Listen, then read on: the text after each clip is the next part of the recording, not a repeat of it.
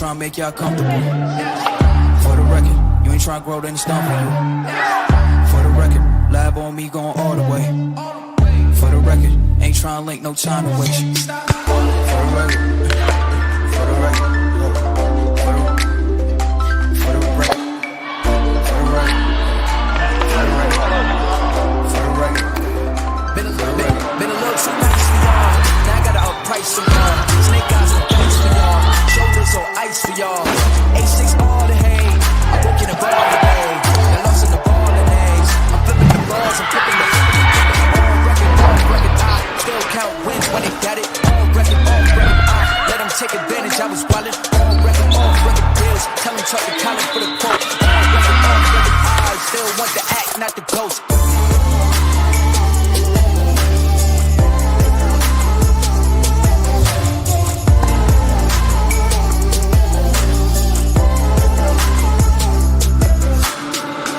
For the record, I'm done trying to make y'all comfortable.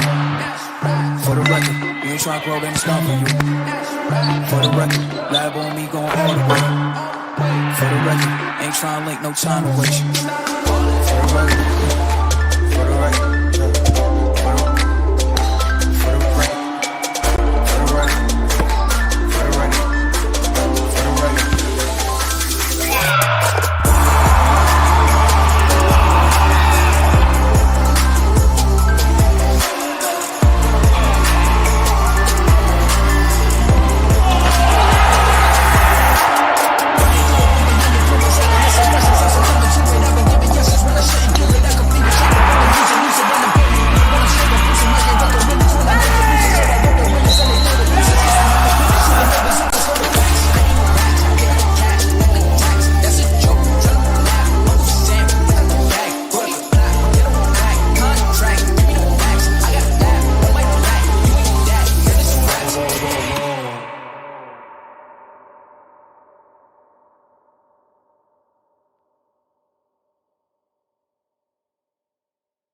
With me today, we're gonna have a good time. You've convinced me. I'm ready to switch my account. Oh my gosh! Specific answer. They're learning quick. Can we Google it? Whatever. Okay. He's a quick study. There's so many words I want to say. Be careful. It is a love story. You bet it is. Fair. I wasn't done. Ask the questions that you think are silly. Thank you for joining. Bye. There's nothing better than a Subway Series footlong, except when you add a new footlong sidekick, like the boss with a new footlong cookie. This might be my favorite sidekick ever. What? Every epic footlong deserves the perfect hanging out and enjoying the outdoors. So come join us at the University of Wisconsin-Superior, where every day is an opportunity to learn, grow, and make your mark on the world. We can't wait to welcome you into our hive. Go Yellow Jackets!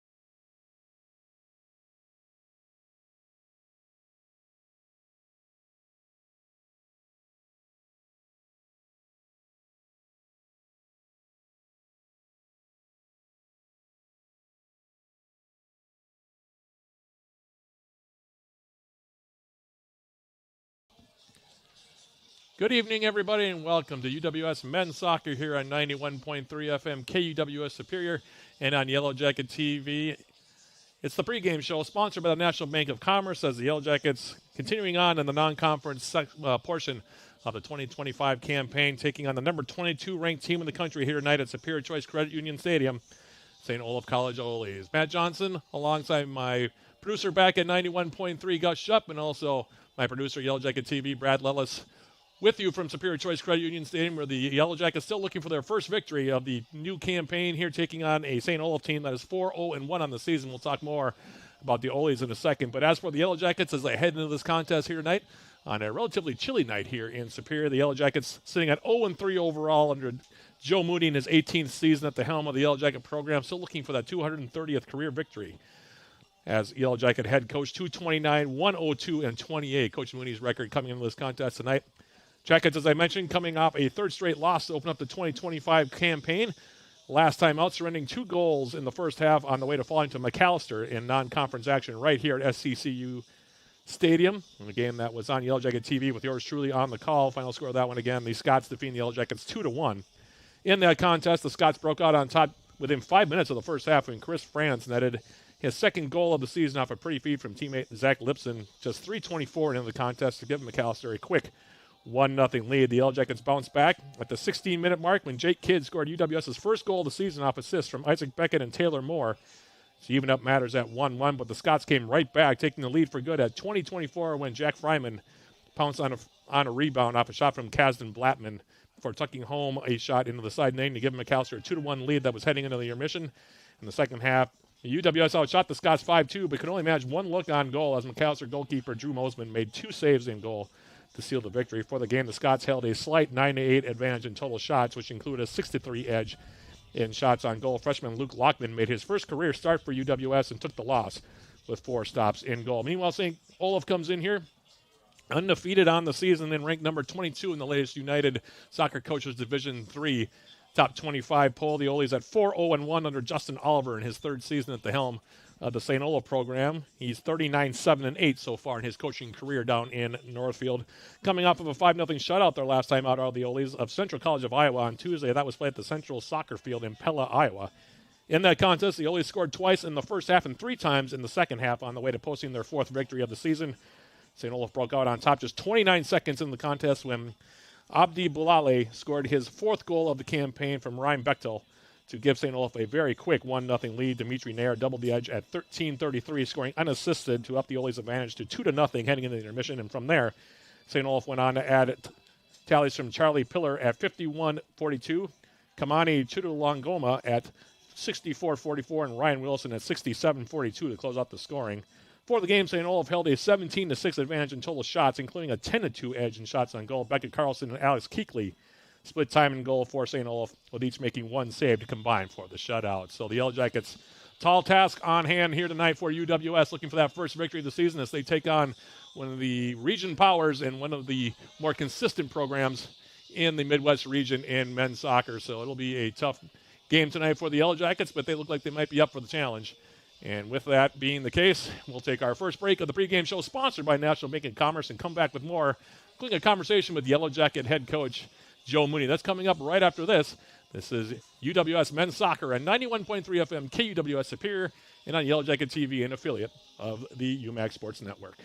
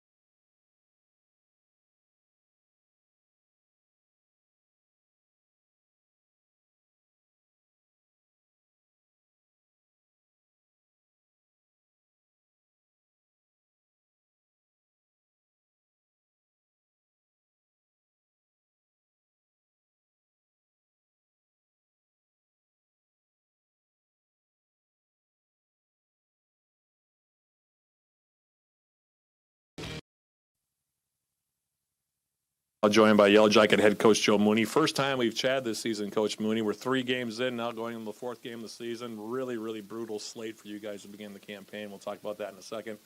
Some growing pains, I'd say, was what I've seen so far through the first 3 games. There's been some good competitive moments. Lost a couple of 1-goal games in those 3 games. And then, the game against Eau Claire just had a couple of mistakes late that really kind of came back to haunt you. But we knew it was going to be kind of one of those years where things were going to kind of slowly build just because you lost 15 seniors and a lot of key players off of last year's team.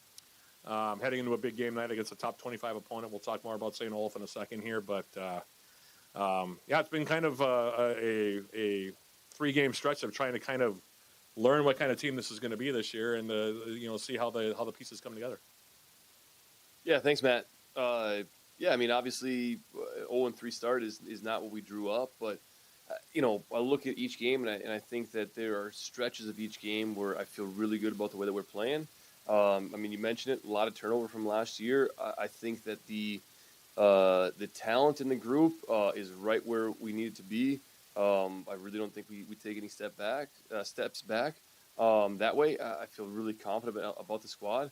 The reality is, I looked out at the squad on Wednesday night and realized there's 7 players in that starting 11 that didn't start last year, and a few of those guys are new players to the program, brand new, and so I think just that chemistry piece is one that obviously just needs to come together.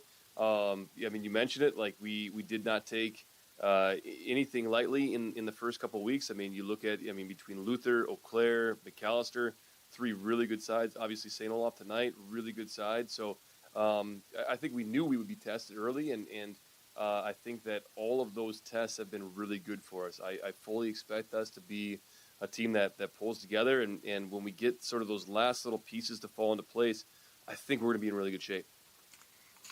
Obviously, you guys picked to finish first in the UMAC again. That seems like a yearly tradition at this point. But one of the things that seems like the guys are learning, playing these really high-level skilled teams that you guys have seen so far, is that the margin for error is much less against those kind of teams. You make an error here, you make an error there, it's going to end up in the back of your net.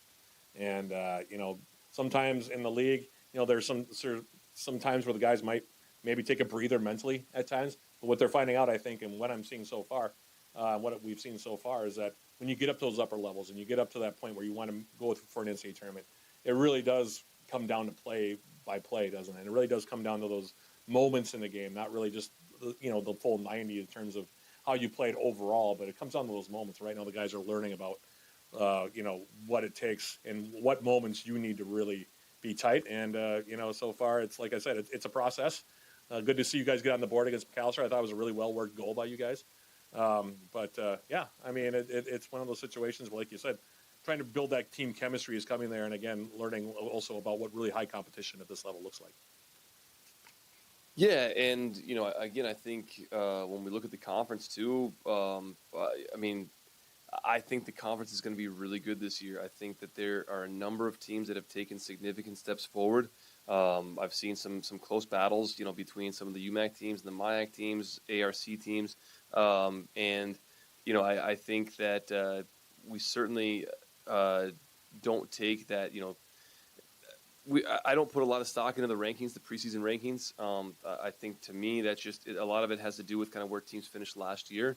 And so this is a brand new team and there's brand new challenges. And I think that there are, like I said, a lot of teams in the league that will be hungry to climb and just sort of showcase where they can sit, not just on a conference level, but on a regional level. And so, I guess to be honest, I haven't really started to focus in a lot on conference. It's been, really just kind of on the next game. You mentioned even conference tournament, NCAA tournament, all that stuff. None of that is really a focus at this point. It's really on just, it's been a kind of a short recovery week for us. We had McAllister on Wednesday, and it's been, very quickly trying to sort of rinse that game and focus on a very good St. Olaf team. And it's a team that obviously we're familiar with. We've seen them the last couple of years. We've seen them in November the last couple of years when I think they're at their best. I think, just kind of seeing some video of them and just talking to folks around the league, this team, on the St. Olaf side will be very, very good. And obviously with Justin there, like, they're going to be really well coached. And really, I think just kind of like he does such a good job of setting the bar really high. There's an expectation that you can see just kind of trickle throughout their squads since he's been at the helm there.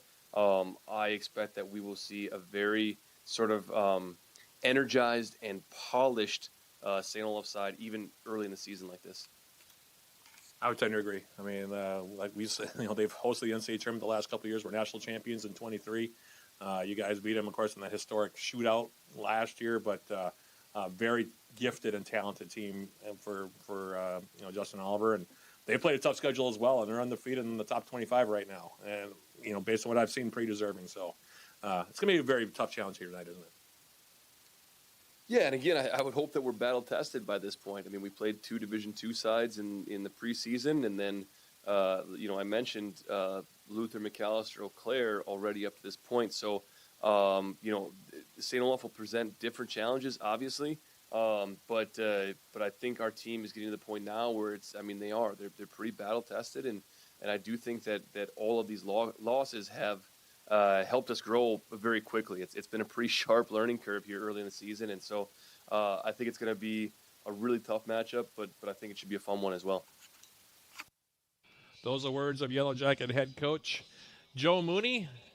And so with that, we will take another quick break and come back with more of our pregame show. In fact, our final segment of the pregame show where the two teams will be introduced by our public address announcer here at Superior Choice Credit Union Stadium, Carson Wilhorn. That's coming up in just a couple of minutes. Stick around for that. This is UWS Men's Soccer on 91.3 FM KUWS Superior and on Yellow Jacket TV, an affiliate of the UMAC Sports Network.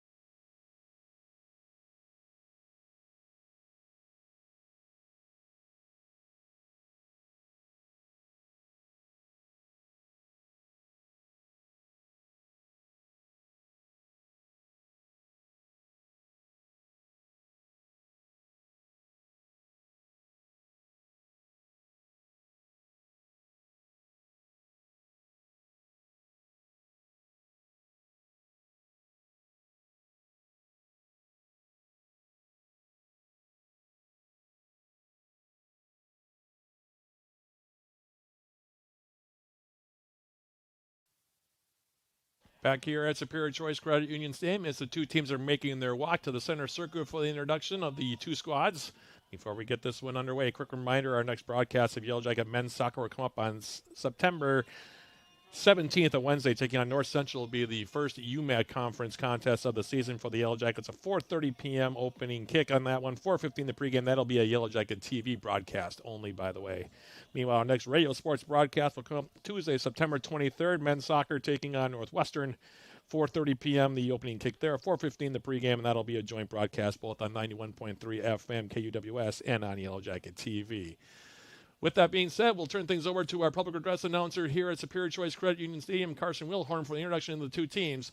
So here is Carson with the two squads here tonight. Good evening, soccer fans, and welcome to Superior Choice Credit Union Stadium for tonight's NCAA Division III men's soccer match, featuring the St. Olaf College Owls and your University of Wisconsin Superior Yellow Jackets. At this time, let's meet the stars for today's match, beginning with the visiting Owls. Number 0, Jake Hobday. Number 3, Ryan Bechtel.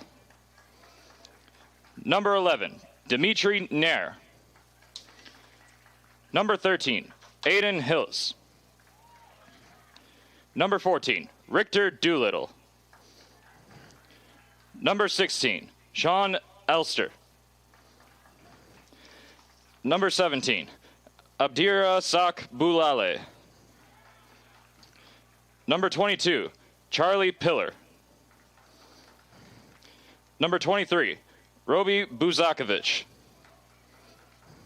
Number 24, Casper Olseth. And number 34, Ben Beckman. The head coach of St. Olaf is Justin Oliver, and he is assisted by Matthew Gibbons, John Mowing, Liam Vance, and Hakeem Morgan. And now the starting lineup for your Yellow Jackets.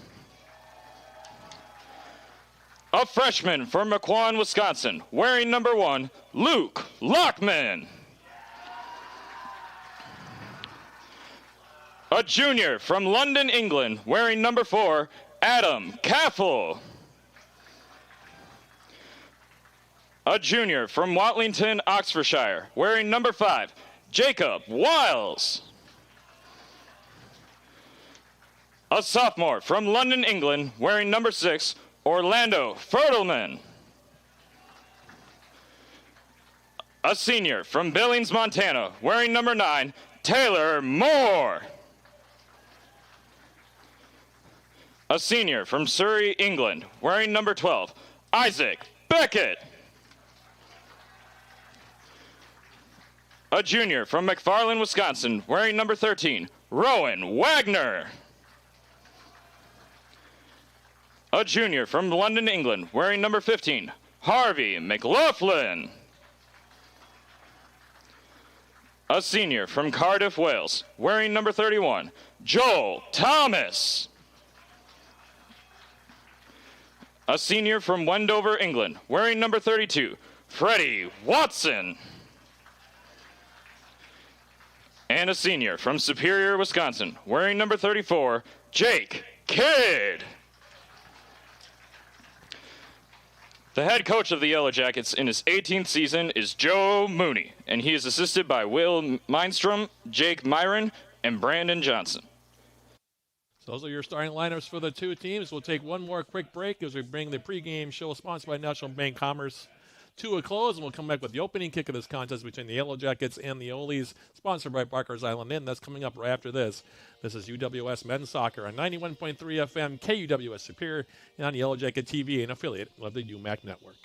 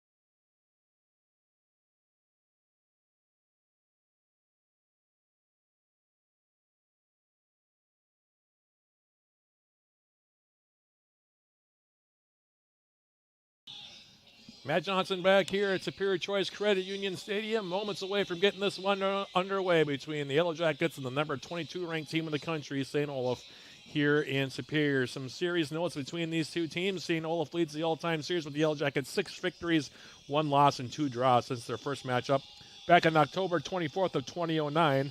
The two sides have met each of the past 2 seasons in the NCAA tournament, not during the regular season, however. With the Oles defeating the Yellow Jackets 7-1 on November 11th, 2023, on their way to claiming the NCAA Division III National Championship that season. And then their last matchup back on November 17th of 2024, the Yellow Jackets made some school history by edging the Oles in penalties to advance to their first ever NCAA Sweet 16 in program history. The shootout followed 120 minutes of soccer that saw the two teams battle to a 2-2 draw down in Northfield, Minnesota. UWS's lone victory outright in the series came way back on September 18th of 2011 when the Yellow Jackets edged the Oles 1-0 in a game that was played across the bridge, actually, at Waltz Hunting Stadium in Duluth, Minnesota. So it has been a long time since the Yellow Jackets have defeated the Oles during a full gameplay. The Oles taking the field. They'll be going from right to left in this opening 45 minutes. They're wearing all white tonight. The Yellow Jackets, meanwhile, in their brand new home jerseys for the 2025 campaign, wearing gray and gold tops and gray shorts. They'll be going from left to right in this opening 45 minutes. Again, thank you for joining us for Yellow Jacket Men's Soccer here on 91.3 FM. The season debut, by the way, for the Yellow Jackets on the radio airwaves here as UWS takes on St. Olaf for the Yellow Jackets. This will be their final preseason or non-conference contest, I should say, pre-conference schedule contest before they take on North Central.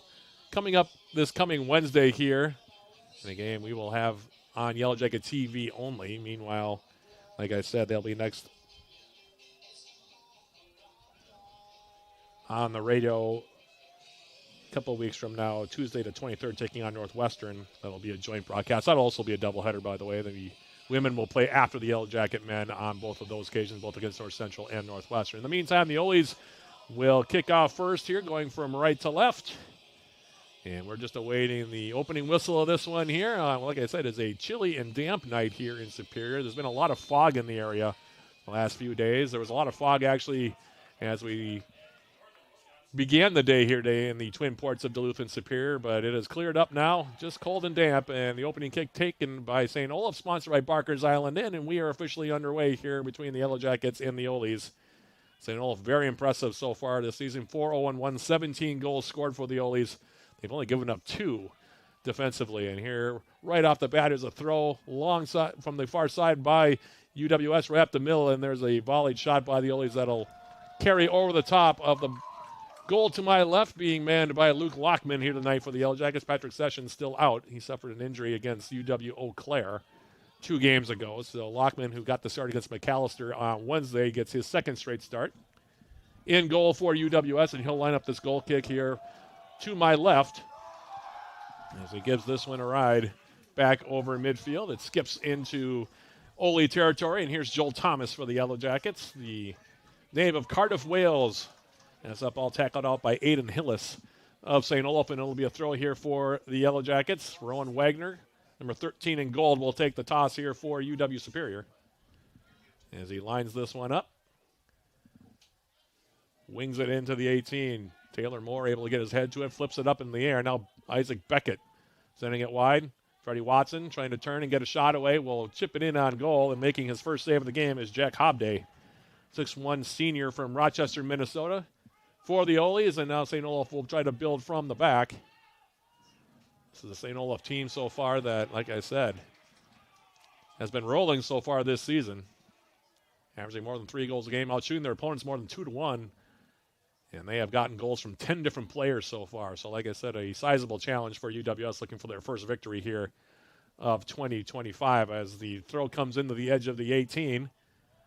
Now to the outside, Thomas for the Yellow Jackets, getting a left-footed cross in the middle, looking for Taylor Moore. That one going to be headed away by Hillis. Back up the middle. Yellow Jackets, Rowan Wagner is the first one there.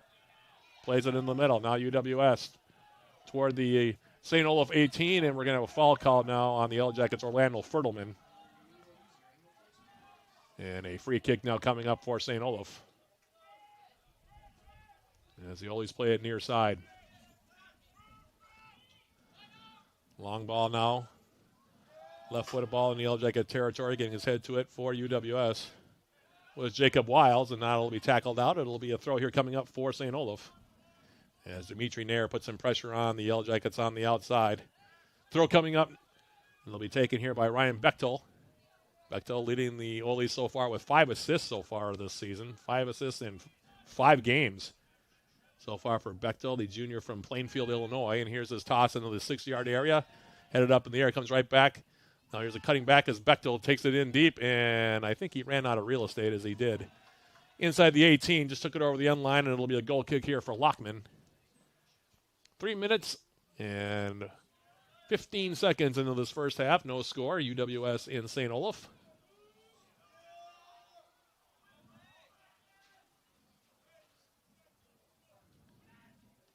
Lockman will take this one, and he gives it a ride back toward midfield. Here's Fertelman for UWS, playing it near side. Joel Thomas now against a couple of defenders.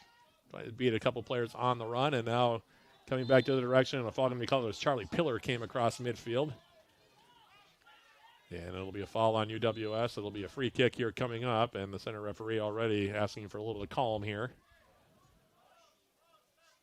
Yeah, standing over this one now for the Oles is Robbie Buzakovic.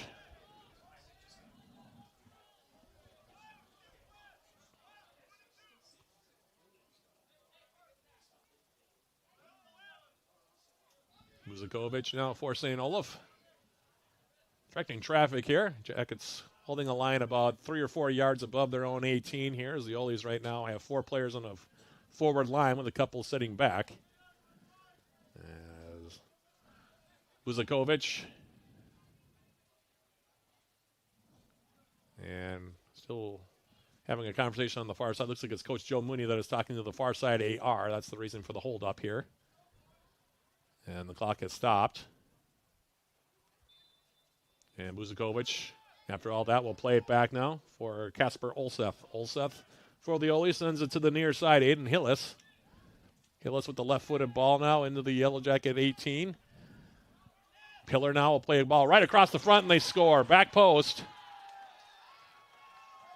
Weak side, Adam Caffel got caught there. Coming in from the weak side was Ryan Bechtel, and he touches it home. And it takes St. Olaf 4 minutes and 24 seconds to break out on top for Bechtel. It is goal number 2. The assist on it coming from Pillar. And just like the McAllister game, the Yellow Jackets are down within 5 minutes. It's 1-0 in favor of the Oles.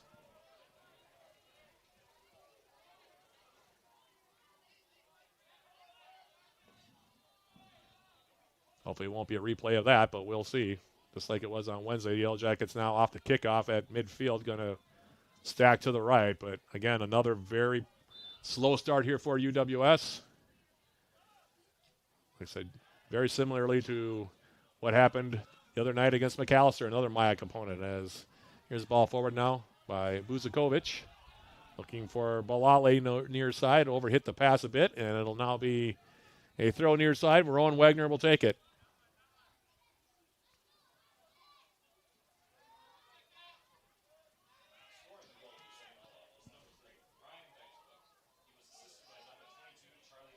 The goal came at the 5th minute. So there's the announcement on the goal.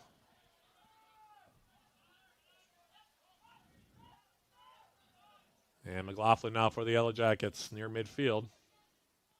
This one will be tackled out, and it will be a throw now for St. Olaf. Throw comes in, intended for Bulale. Wiles turns and now plays it back toward midfield. As it now comes near side. Hillis will trigger it near side. Here's Dimitri Nair. And now a foul going to be called here on McLaughlin. Quick-footed move that time by Sean Elser will draw the infraction against UWS. Free kick for St. Olaf, and they take it quickly. Buzakovic to the near side. Nair now. On the right foot. Flips it up through the middle. Now Joel Thomas. Wagner now turned over, and it'll be a foul here on Charlie Pillar, who just got the assist a moment ago. Again, that goal coming at 4:24. Ryan Bechtel on the assist, the goal, the assist to Charlie Pillar. And St. Olaf leads it by the score of 1-0. That was very much a tic-tac-toe kind of play, too, by the way. Pillar just coming in on the end line, crossing into the back post. Yellow Jackets slow to react defensively. Adam Caffel was over there, but Bechtel coming backside, and all he had to do was tap it in the open net. And that's where we stand right now, 1-0 your score. Another foul on the Yellow Jackets, this time on Jake Kidd right near midfield. Buzakovic now playing it to the near side. Aiden Hillis for the Olies. Bringing it for Nair. Nair coming near side. Dimitri Nair now cutting back against Taylor Moore, who tackles it out, and it will be a corner kick.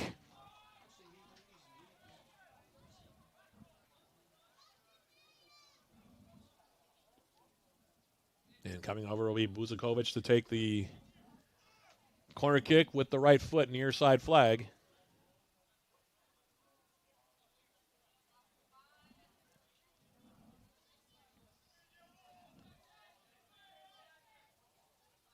Buzakovic's in-swinging ball comes up. Lockman will reach up and snare that one about 2 yards off of his goal line. And we'll hold on to it here. Now he'll hand it off for Jacob Wiles to the outside for Adam Caffel. Caffel's ball far side. Left-footed ball now finds UWS's Taylor Moore. And so tackled away from him. Now Freddie Watson for UWS. In the St. Olaf territory, getting stripped from behind was McLaughlin, and now here's Bulale getting involved with the touch for the first time in the game. Here's now is Charlie Pillar for the Olies, and St. Olaf looks like they're going to try to switch the field here as it comes all the way back toward their own 18. We'll send it near side. Coming forward now, Aiden Hillis. Switching it back to the far side. Intercepting now for the Jackets was Freddie Watson. Bied away, though, by Ben Beckman for the Olies. And now St. Olaf will switch it near side. Here's Dimitri Nair. Nair with some runners, including Bechtel. Tries to trigger him forward, and this ball now will be cleared away by UWS's Rowan Wagner. A throw coming up now for the Olies. Nair now. And this one tackled out off of the Olies this time. Will be a throw for the Yellow Jackets. UWS trying to settle in here a little bit. And as Wagner's throw comes in. Jake Kidd for the Yellow Jackets now coming centrally. Goes down. We're going to have a foul called here on Elster. It'll be a free kick now for UWS.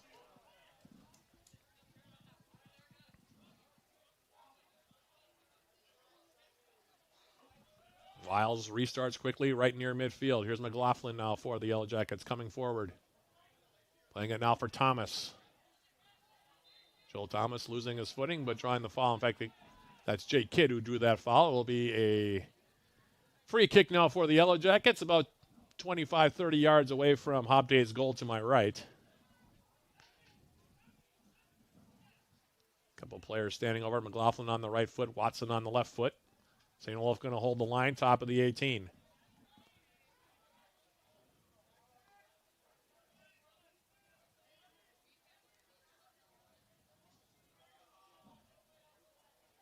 We'll see which Yellow Jacket lines this one up and actually takes the free kick. It'll be Watson. Sending it into the 18. Now here's the shot attempt, and they score!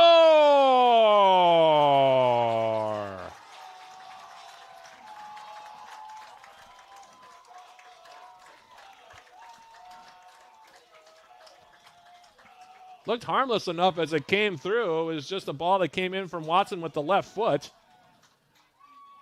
Jake Kidd, though, got inside position and just gently tapped it with the right foot into the right side corner. For Kidd, it'll be goal number 2 on the season. Watson on the assist. Like I said, looked like the Olies were just a little slow in reacting to that one. I said when it came in off the foot, I didn't think it was going to have enough on it to get into the corner, but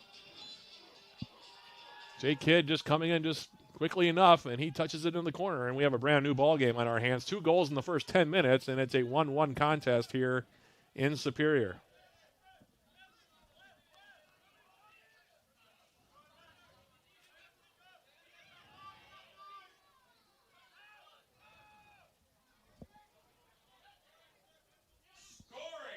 For your Yellow Jackets was number 34, Jake Kidd.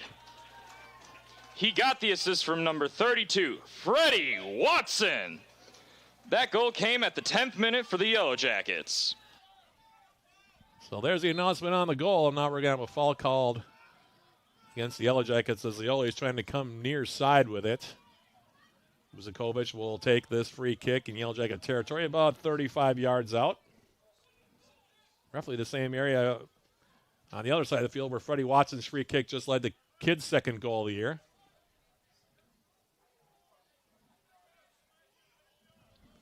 And so Buzakovich now will stand over this one. Some fireworks early between the two teams here.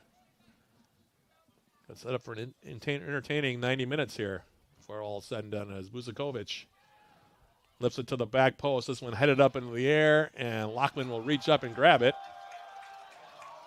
Right on his goal line. Bechtel was right there, but they're actually going to call, I think, maybe a foul. Either way, it's a free kick, and the Jackets sending it forward. Buzakovich had it at his foot. Now Isaac Beckett for the Yellow Jackets, playing over the top, looking for Kidd. Kidd for UWS, trying to get step inside. Now he gets piled into from behind, and there was no foul call there. Probably could have been one. Aiden Hillis came in deep, and now the Yellow Jackets putting on a high press, and just cleared away here, out of play by Kasper Olseth here for the Ollies. So a little bit of lackadaisical play here by St. Olaf in the back. A little bit uncharacteristic of the Ollies under Justin Oliver, like I said, in his fourth season now. Ron Wagner will take a deep throw for the Yellow Jackets. Wings it in the 18, headed up in the air. Finally, St. Olaf now clears it back in their own territory. Bechtel popping it up. A couple players coming together for it. Still hasn't been settled yet. Two teams heading it back and forth, and now it'll bounce out of play. It'll be a throw here for the Ollies as it comes in now. Buzakovich losing it momentarily. And now Joel Thomas will draw a foul, so it'll be a free kick here for UWS. So the Yellow Jackets stepping up the intensity here following the goal by Kidd.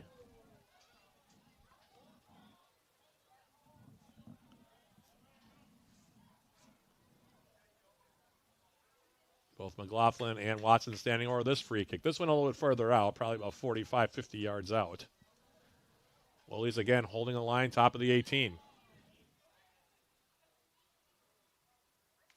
Watson will play it in. This one comes up a little bit short. Clear as far as Bulali, who lost his footing. Now the Ollies will send it over the midfield stripe in the Yellow Jacket territory. Adam Kaffel. That's the pressure of Ryan Bechtel. Plays it across the midfield line. Here's Joel Thomas. McLaughlin now. Harry McLaughlin. Jacob Wiles, and Wiles will switch it now for Wagner near side. Rowan Wagner for UWS. Well, ball through the middle. Here's McLaughlin. Harvey McLaughlin for the Yellow Jackets. Trying to trigger it right side for Taylor Moore. It'll be headed near side and out of play. Sent wide now by Dimitri Nair here for the Ollies. It'll be a throw for the Yellow Jackets. Approaching the quarter-hour mark here, this first half. 1-1 your score. Long throw coming up here from Wagner. The Yellow Jackets right now with 5 players in the 18. As Wagner throws it in. Skims up the middle. Now Beckett trying to volley with the left foot. Wild attempt by Isaac Beckett, but why not try it from there? Over the end line. Goal kick here coming up for Hobday.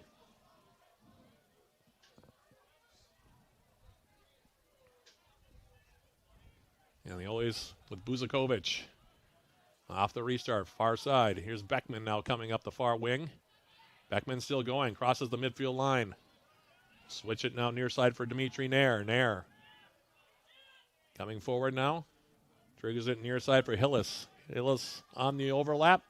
Left footed cross comes in. That'll be easy pickings for Lockman as he comes off of his line and grabs it near the top of his 6. He'll hold on to it here.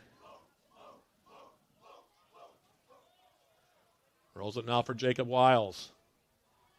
Wiles now sending it forward. Well, he's collecting. Kasper Olseth Now to the far side for Ben Beckman, and Beckman handling the ball now for Bechtel. In the Yellow Jacket 18. Takes a shot. That one skims the crossbar, and it'll go out of play. Bechtel making a bid for his second goal, and it's going to be a goal kick coming up. That one skimmed the crossbar. That's one of those as a goalkeeper. Keep your eye on that one. Never quite sure how that's going to play out, but it'll be a goal kick here coming up for Lockman.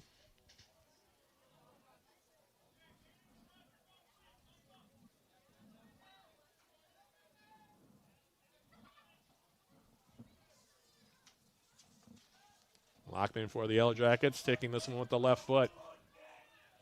Headed down now, right back near midfield. Charlie Pillar. Now they send it back right side. Aiden Hillis switching it for Beckman, far side of the field.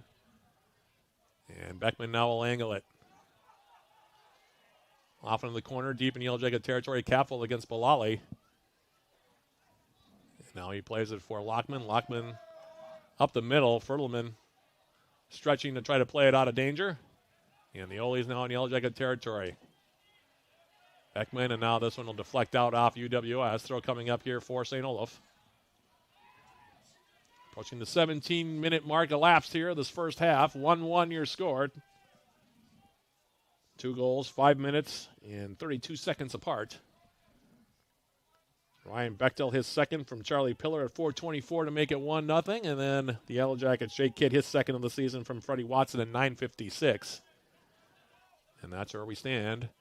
1-1 your score between the Yellow Jackets and the Ole's. Now Hillis playing it for Buzakovic.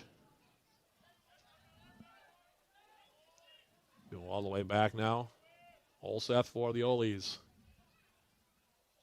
Sending the ball far side, overhit it.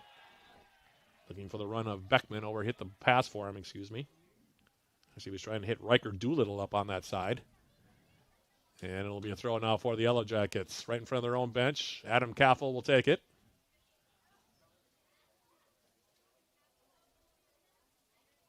Kaffel for the Jackets. Throwing it in, headed up in the air. Now Buzakovic. Now turning that one over. Here's a chance for Taylor Moore coming in one-on-one. Edge of the 18, trying to clip it back post.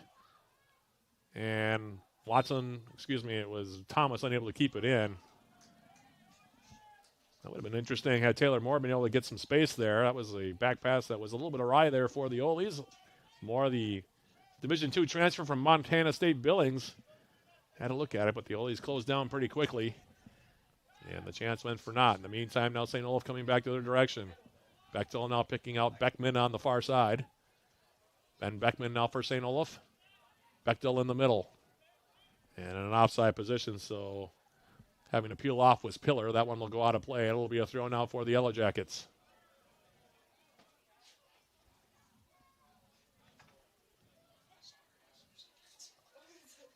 Throw comes in there. Beckett getting his head to it. Now a Yellow Jacket hits the deck right near midfield. And they're going to stop the clock here with 26:04 remaining in the opening 45 minutes. Can't get enough of the Yellow Jackets. Tune in to Eye of the Swarm, the official podcast of Yellow Jacket Athletics. Join John Garver and me throughout the years. We sit down with Yellow Jacket student athletes, coaches, and other guests. Eye of the Swarm is available on uwsyellowjackets.com/podcast, Spotify, iTunes, or wherever you get your podcasts. In the meantime, we'll have a restart here as the injured Yellow Jacket is up. It's Jake Kidd, I think, that had his legs taken out. So we will have a free kick for UWS right near midfield. As Harvey McLaughlin standing over it. He'll send it toward the top of the 18 in St. Olaf territory. A couple players now fighting for it over there. Kidd alongside his opposite number and Beckman now will play it wide. Watson now will lift a cross into the 6 of the Ole's, and we're going to have a foul called here on Moore. Taylor Moore for the Yellow Jackets getting the back of Rob Buzakovic. It will be a free kick here for St. Olaf.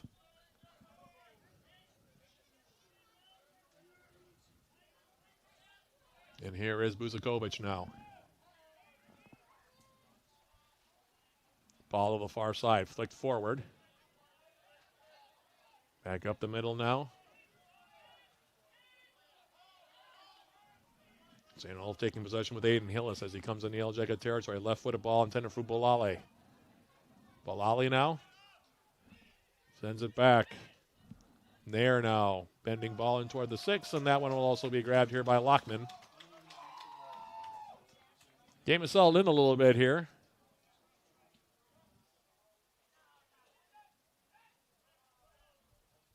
Lockman now with the left foot, giving it a ride over midfield. Headed near side. Hillis. Now Dimitri Nair. There's Bulali now. Pass behind the intended recipient and Charlie Pillar. Jackets off the turnover with Jacob Wiles. Wiles for the Jackets, now angling a ball far side. Picked off by Ben Beckman, and now he comes in the Yellow Jacket territory on the run. Beckman now sliding a ball toward the corner. Cross comes in, takes a hop, and then it is flicked wide and over the top of the bar. Trying to get Bulali. Bulali, by the way, has 4 goals in the season for St. Olaf, and came inside there trying to get his touch on that one and sent it over the top. Be a goal kick here now for the Yellow Jackets with Lockman as we approach the midway point of this opening half. He's settling in to be a pretty nice night here. Looks like the wind might have died down just a little bit. As Lockman gives this one a ride with the left foot.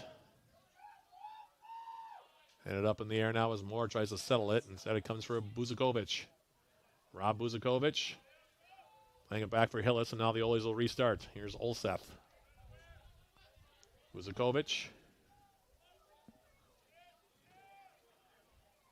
And now Buzakovic hitting it over the top to the far side. Getting a step. Coming in on the angle. Here's a shot attempt. The save is made by Lockman. As getting a step was the Oles. Riker Doolittle had a really good look with the right foot.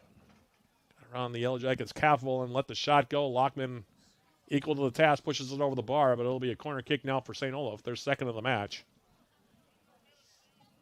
Come from the far side corner flag. It looks like Ryan Bechtel will go over to take it. And now he'll play it short for Bulali. Now Bechtel up the middle. Buzakovic with a shot. That one takes a deflection, and I think that'll be another corner kick as it went off of Jacob Wiles. And St. Olaf will get another chance at it here as Buzakovic this time will go over. It looks like he will take this corner kick. Far side flag again. Bulali showing short. Now Buzakovic. In the middle. Isaac Beckett for the Yellow Jackets heading it away from danger. And now it'll find its way over midfield, far side of the field. Jake Kidd for the Yellow Jackets trying to win a race to the ball. Kidd turns and gets a shot away, and save is made by Hobday. He'll hold on to it here. Sharp angle shot by Jake Kidd.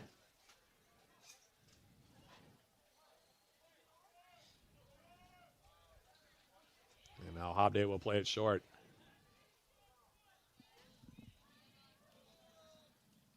Buzakovic now walking it forward. Releases to the far side for Beckman. Ben Beckman. And now he'll draw a foul from Kidd, who was riding him in the back. Quick restart from the Oles as they come in the Yellow Jacket territory. Nair now near side. Off the pass from Hillis. Trying to stutter step his way forward. Taylor Moore intercepts, clears it back over the midfield stripe. Picked up by Olseth, and now the Oles will restart again.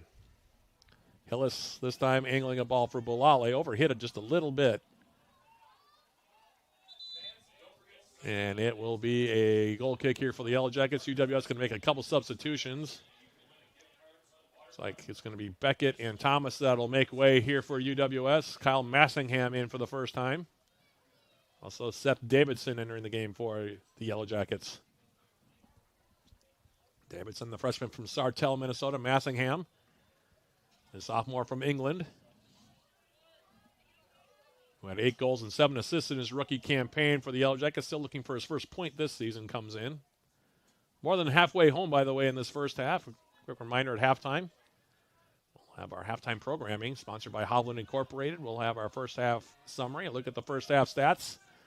We'll also catch you up on all the goings-on with the Yellow Jacket Athletics. All that coming up in about 20 minutes of game time here. So stick around for that. In the meantime, UWS has a throw-in now near side. It'll be Rowan Wagner, the native of McFarland, Wisconsin, that'll take the throw for the Yellow Jackets. As the toss comes in, looking for Kidd, overshot him with it, and it'll be a goal kick here for Hobday as it rolls over the end line to my right.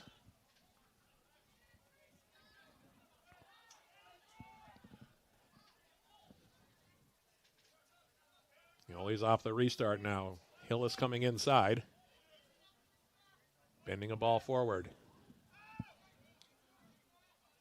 Moore for the Yellow Jackets tracking back. Trying to clear it forward. Bulali intercepting for the Olies. Now Pillar.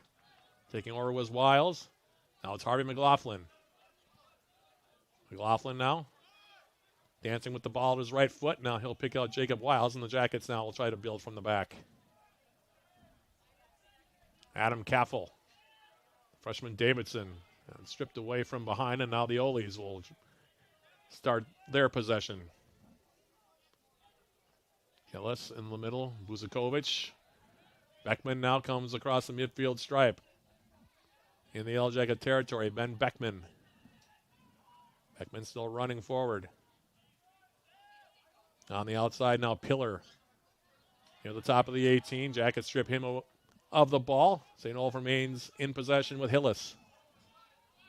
Now Dimitri Nair, edge of the Yellow Jacket 18. Crosses a bending ball in. Trying to get ahead to it. Wasn't there. It'll be cleared near side.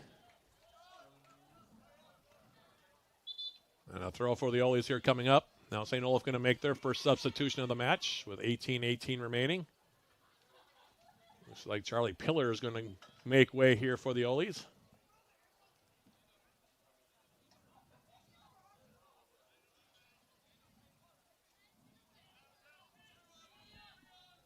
In the meantime, it'll be Bechtel on the throw. He has the the Oli's goal at 4:24 this half. Gave St. Olaf a 1-0 lead. Jackets came back 5 minutes and 32 seconds later. Jay Kidd's second of the season. And that's where we stand, one apiece here.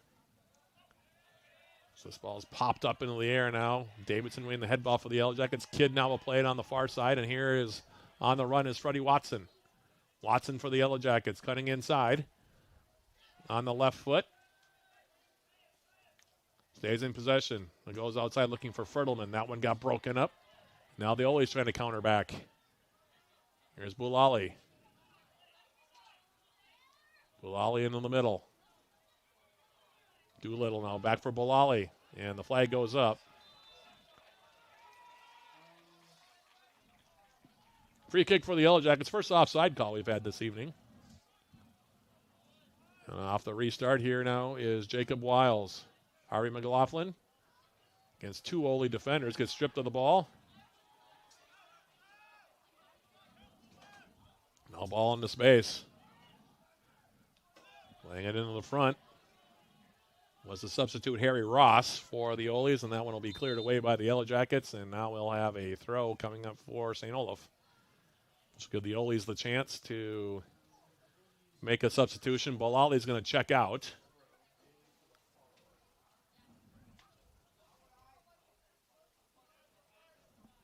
Bechtel's going to take the throw in Yellow Jacket territory near side.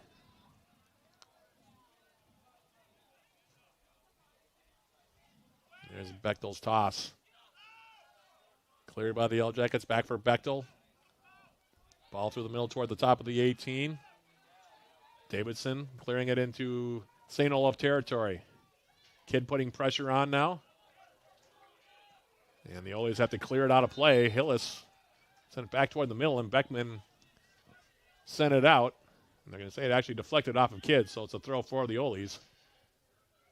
As Hillis now sends one toward midfield. Wagner there for the Jackets to get a head ball on it.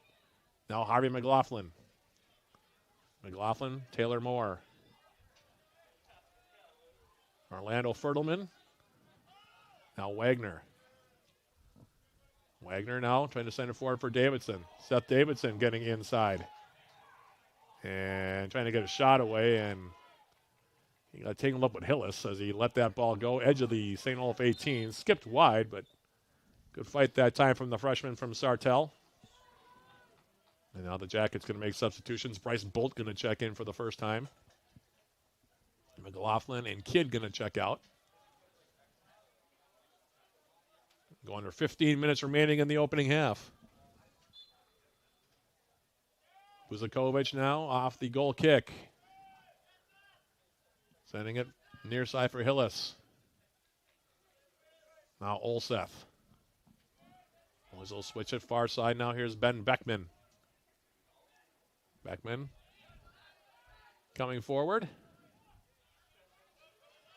And now the Olies. Near side. Here's Hillis. Dimitri Nair now in Yellow Jacket territory.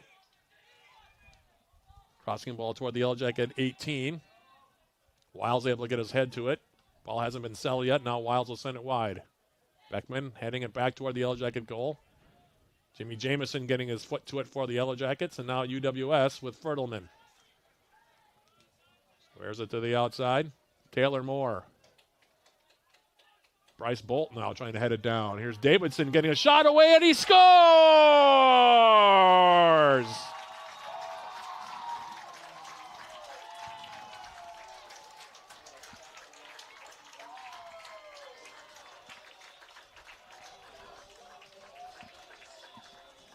That goal coming at 31:03.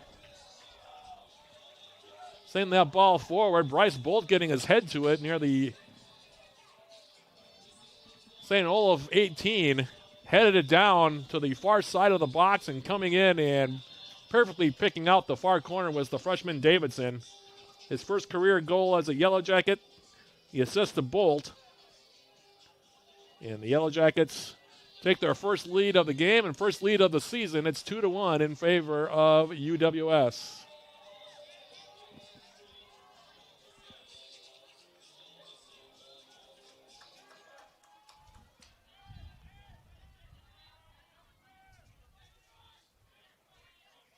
So now let's see how the Olies respond. Here they come in back the other direction, and that one will go out of play.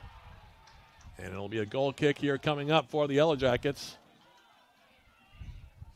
Scoring for your Yellow Jackets was number 14, Seth Davidson. He got an assist from number 30, Bryce Bolt. That goal came at the 32nd minute for your Yellow Jackets. So there's the announcement on the goal. Goal kick now for Lockman as he gives it a ride over midfield. Now Jameson heading it forward for the Yellow Jackets. Davidson trying to turn. Now Bryce Bolt turns inside. Try to get it back for Davidson. That one broken up.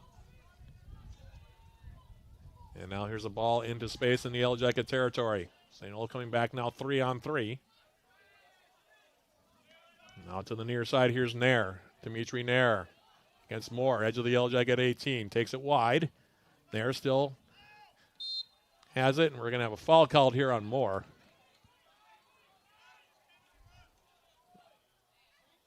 It'll be a short corner, I think, here. Is that what they're going to call it? Yeah, just outside the 18, apparently. Buzakovic is going to come in and take it here for St. Olaf.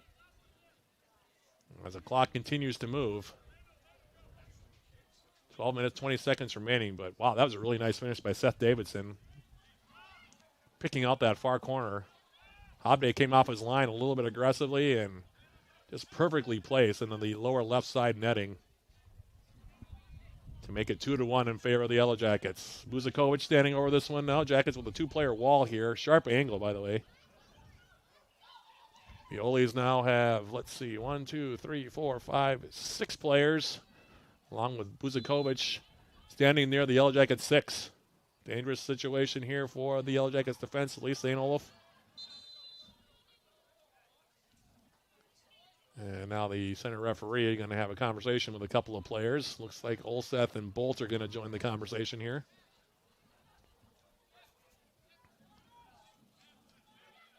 St. Olaf coming in ranked number 22 in the country. National champions 2 years ago. As Buzakovic bends it in, and it comes all the way through. And an in swing on it, and they're going to award a corner kick here. And that is going to be the call. So Bechtel is going to run over to the far side flag. He will take it. In the meantime, now St. Olaf going to make a substitution. Nair is going to check out.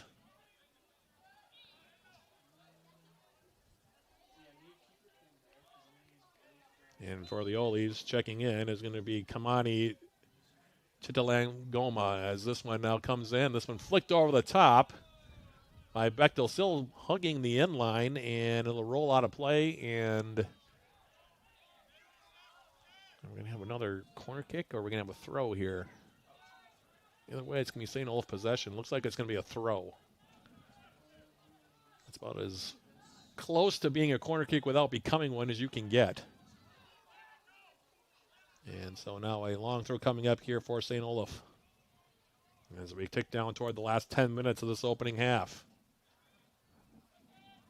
Throw coming in now near side. Lockman, and we're going to have a foul called here on the Oles. It'll be Olseth who interfered with the Yellow Jacket goalkeeper coming off of his line to snare that one at his near side post.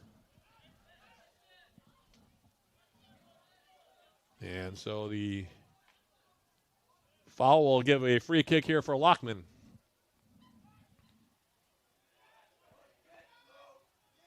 Gives it a ride toward midfield. Caffel heading it now near side. Bechtel now for the Oles. Hitting it over the top. Jacob Wiles for the Yellow Jackets there defensively. Now Fertelman and his touch to the outside. Too far for more. It'll be a throw now taken quickly by Bechtel. Ryan Bechtel's throw. Headed in the air by the Yellow Jackets. Now Kyle Massingham. Massingham now turning and playing it into space. Across the midfield stripe. Olseth will play it back. And Hobday now for Beckman. Now this ball across. That one picked off by Kyle Massingham. Leaving it for Bolt.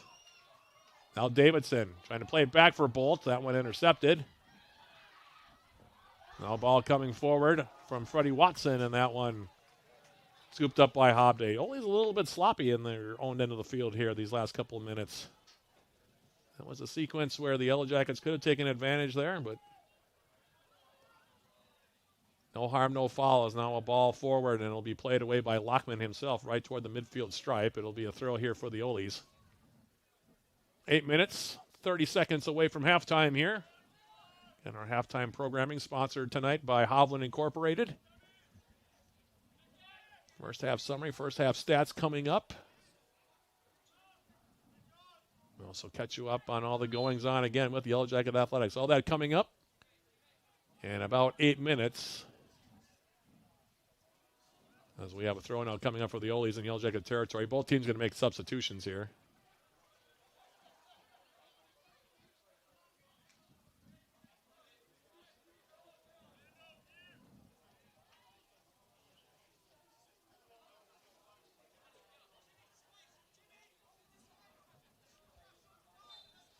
Meantime, now Bechtel. Bringing up the middle now for Beckman. That one's cleared away by the Yellow Jackets to the far side. New players in the game for the Yellow Jackets is Alec Pyra. He's come in now on the right side. I think that might be Melvin Anderson, by the way, who's coming on the left side for Adam Caffel.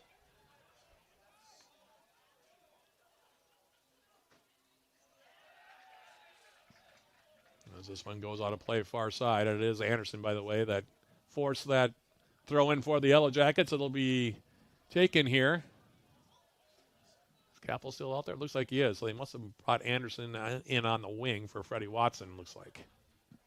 So I'll correct myself there. In the meantime, as the throw comes in and now is headed out by UWS, St. Olaf will take it in their own territory here.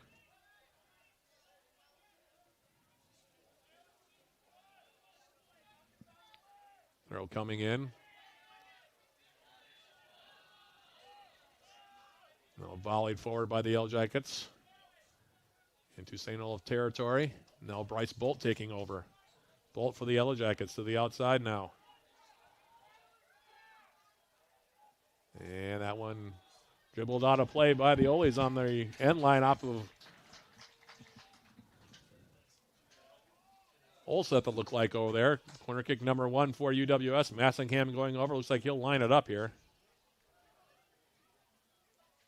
Jimmy Jamison was the one who made the move in from that far side, and then Massingham now will take the corner kick. We go under 6 minutes remaining in the half. Massingham bending ball. Rising up for it was Bolt, and that one will go out of play off of the Yellow Jackets senior. Bryce Bolt, it'll be a goal kick here coming up for Jack Hobday. As he plays it short. And Buzakovic overshooting his intended target there, right in the St. Olaf bench with the pass. It'll be a throw now coming up. Anderson looks like he'll be the one to take it here for the Jackets. Check that, it'll be Caffel. As UWS going to make a substitution. Looks like Orlando Fertelman is going to come off here for the Yellow Jackets with 5 minutes and 10 seconds separating us from halftime.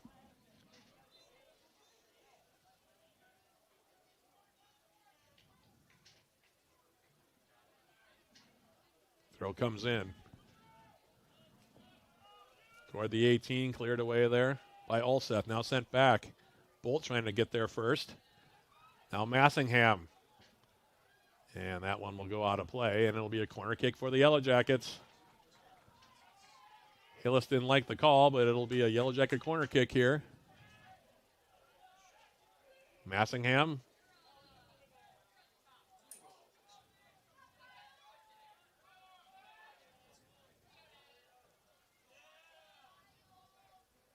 Takes this one toward the back post, and that one off the side of his foot. Never really had a shot at that one.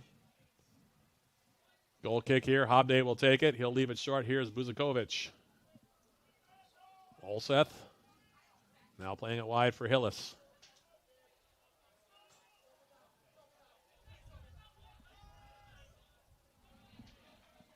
Now on the turn, the Oles coming forward. This is Harry Ross on the right foot for the Oles. Ball through the middle. Nearly intercepted. Now coming in. A sharp angle shot save is made. That one taken by Jack Soares, who came in as a substitute. Got inside position against Rowan Wagner and got the shot away with the left foot as he came in on the strong side post. Lockman making the save. And we remain at 2-1 in favor of the Yellow Jackets. Now Anderson to the far side, and now this one will be tackled out. And we'll see what the referee says. He's going to give a corner kick here. So another corner kick opportunity here for the Oles. That was kind of a strange sequence there. Yellow Jackets went for a slide tackle about 20, 30 yards away from their own goal, and the tackle was strong enough that it deflected all the way out over their own end line. So it'll be a corner kick here for St. Olaf. In swinger. Headed away there by Davidson to the far side. And now this one will go out of play, and we're going to have a foul called on St. Olaf here. Right in front of the Yellow Jacket bench with 2:50 and counting remaining in the half.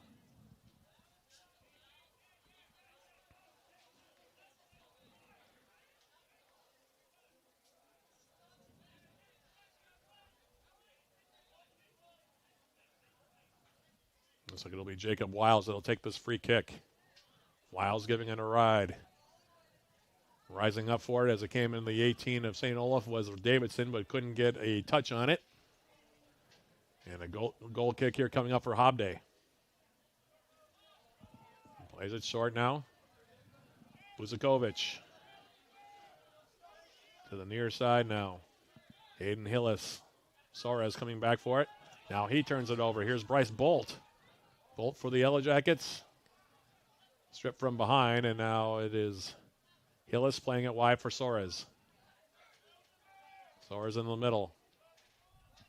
Sean Elser now will swing it to the far side for Ben Beckman, who gains the midfield stripe and then comes in the Yellow Jacket territory. Well, they play it wide. Cross coming into the middle. Yellow Jacket 18 headed away there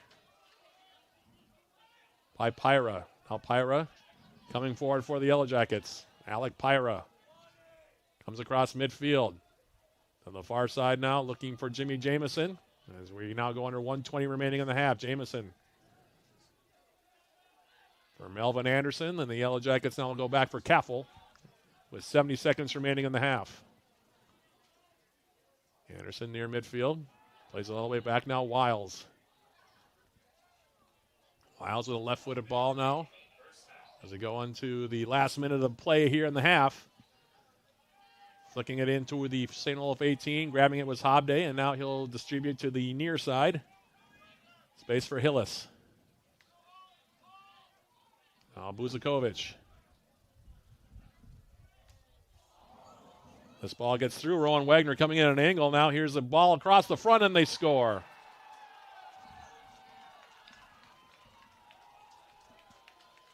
That goal coming with 35 seconds remaining in the half. Just a misplay by Rowan Wagner.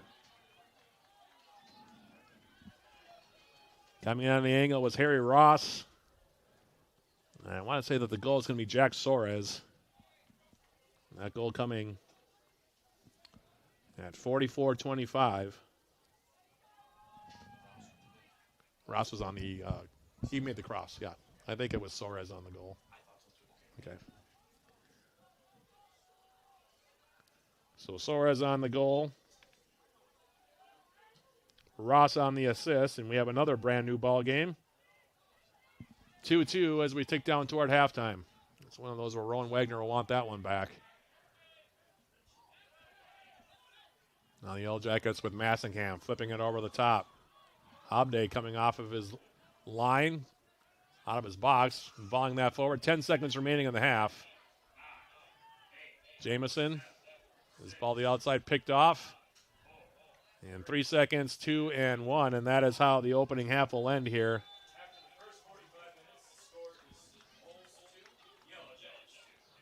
And we head into the intermission. Entertaining first half, 2 goals each way. Kidd and Davidson, the Yellow Jacket goals. Bechtel and Soares with the goals for the Olies. And after 45 minutes here from Superior Choice Credit Union Stadium, your score, Yellow Jackets 2, Olies 2. We'll take a quick break and come back with our halftime programming sponsored by Halvin Incorporated. That's coming up right after this. This is UWS Men's Soccer on 91.3 FM, KUWS Superior, and on Yellow Jacket TV, an affiliate of the UMAC Sports Network.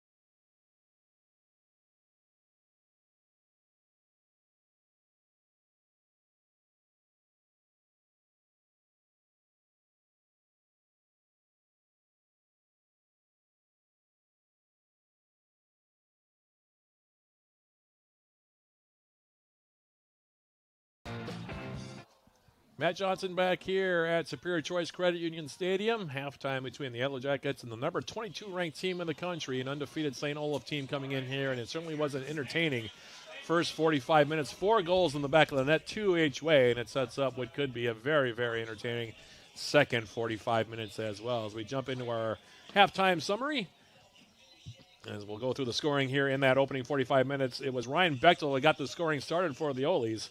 Just 4 minutes and 24 seconds in the opening half. Off of a nice cross from Charlie Pillar, who got space on the left side, came toward the end line, slotted the ball in toward the 6 and to the back post, where Bechtel beat the Yellow Jackets to the spot and was able to poke it into the right side netting for Bechtel, his second goal of the season. And it gave the Oles a 1-0 lead. Stayed 1-0 in favor of St. Olaf for the next 5 minutes and 32 seconds until Jake Kidd for the Yellow Jackets, netting his second goal of the season. It was a free kick on the far side of the field, about 30 yards, I would say, out from Jack Hobday's goal to my right. And Freddie Watson lofted a left-footed ball into the 18. Looked actually quite harmless as it came through, but Kidd able to get inside position as he crashed toward the net, was able to get a right-footed touch, on it, into the right side netting around Hobday, his second, like I said, of the season, and it made it a 1-1 contest. The Yellow Jackets taking their first lead of the season at 31:03 later in the half as Seth Davidson, off of a feed from Bryce Bolt. It was a long ball toward the St. Olaf 18 that was headed down by Bolt. And Davidson, who has been very impressive in his rookie campaign here for the Yellow Jackets, getting rewarded with his first career goal as he was able to slot one underneath a sliding Jack Hobday, who came off of his line aggressively to the right side of the box. But, again, really well played by Davidson. Just found the left side netting. His first career Yellow Jacket goal, and it gave UWS a 2-1 lead. But then just before the end of the half, it was the Ole's Jack Soares evening it up at 44-25 off of a misplay by the Yellow Jackets on a ball in the Yellow Jacket 18-yard area in the final 35 seconds. Harry Ross getting a step on the left side, slotting a ball to the back post, and again, Soares able to poke it home past Luke Lockman, and that's where we stand. 2-2 here at halftime. Numbers in that first half, the Ole's out shooting the Yellow Jackets overall by an 8-5 count, including 5-4 in shots on goal. St. Olaf also had 6 corner kicks while the Yellow Jackets had 2. There was a total of 2 yellow cards handed out in the half, 1 each way. A total of 11 fouls were called in the opening 45 minutes, 6 of them against the Yellow Jackets. And as far as offside, there was 1 offside called. It was against St. Olaf about midway through the first half. Goalkeeper saves after 45 minutes for the Yellow Jackets, Luke Lockman with 3 stops for the Yellow Jackets, while Jack Hobday has 2 saves for St. Olaf here halfway home in this one. So that's your story. 45 minutes up, 45 minutes down, and we still have another 45 minutes to play here to determine a winner here tonight. So it should be a very entertaining second half here in Superior. 2-2 your score. We'll take a quick break and come back with more of our halftime programming, including a look at what else is happening with the Yellow Jacket Athletics. That's coming up in a couple of minutes. This is UWS Men's Soccer on 91.3 FM KUWS Superior and on Yellow Jacket TV, an affiliate of the UMAC Sports Network.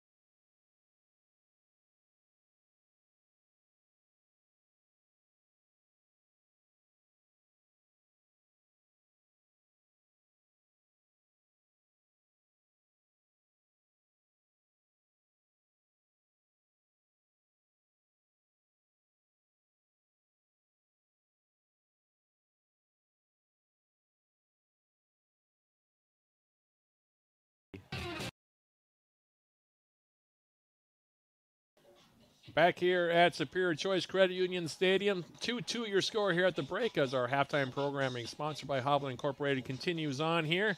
This non-conference battle between the Yellow Jackets and the Olies. We're about 8 minutes away from the start of the second half of this contest. And with that time, we'll give you our Yellow Jacket sports summary and a quick look at the goings-on with Yellow Jacket athletics here as the fall season in full swing now. For just about everybody here, women's soccer, 0-3-1 overall. They played Concordia Moorhead to a scoreless draw on Wednesday in Moorhead, Minnesota in that contest. Neither team created many quality offensive opportunities as the vast majority of play took place between the two sides' respective 18-yard boxes. For the game, the Cobbers held a 13-10 edge in total shots, including a 7-4 advantage in shots on goal. Quinn Clark went all the way in goal to get the shutout, stopping all 7 shots that she faced. The Yellow Jackets still haven't scored a goal yet during the 2025 season, having now played 360 minutes without finding the back of the net. So the Jackets will try to find the back of the net finally for the first time this season as they take on UW River Falls tomorrow down at Raymer Field in River Falls. That'll be their next game, 2 p.m. The opening kick of that one. They'll next be at home with the Yellow Jacket women on Wednesday, September 17th versus North Central for their UMAD conference opener. That'll be game 2 of a doubleheader against the Rams. The men's game will, of course, lead things off at 4:30 that same day. 7 p.m. the opening kick against North Central. 6:45 the pregame. That'll be a Yellow Jacket TV broadcast only. So keep in mind that one will be streamed only.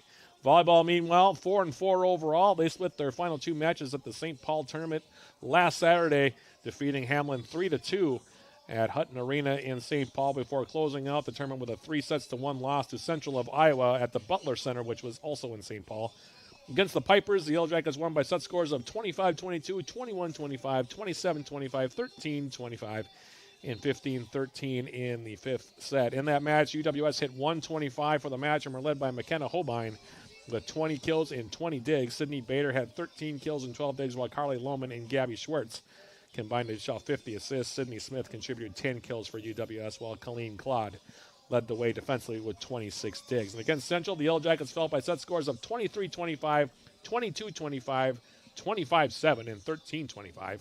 For the match, UWS actually out-hit Central, going 148 for the match, and they were paced by Holbein with 10 kills and 14 digs, while Bader led the way in total kills with 11. Lohman and Schwartz, meanwhile, combined for 27 assists, while Savannah Herring led the way defensively with 19 digs. Holbein, by the way, was also named UMAG Volleyball Offensive Athlete of the Week for the second time this season, so congratulations to her. They are currently in action right now, actually, down at the UW Lacrosse Invitational in Lacrosse. Tonight, the Yellow Jackets taking on Luther and Monmouth at 5 and 7 p.m. respectively, while tomorrow the Yellow Jackets will take on St. Norbert and host of the event, UW Lacrosse, at 11 a.m. and 3 p.m. respectively. Men's and women's golf, both teams competed at the UMAC preview yesterday at Pebble Creek Golf Club in Becker, Minnesota.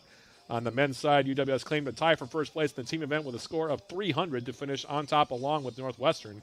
Individually, the Yellow Jackets were paced by Matthew Unger, who finished in a tie for first place along with the Eagles' Jacob Swanson with a score of 72 before Swanson took home medalist honors following a one-hole playoff.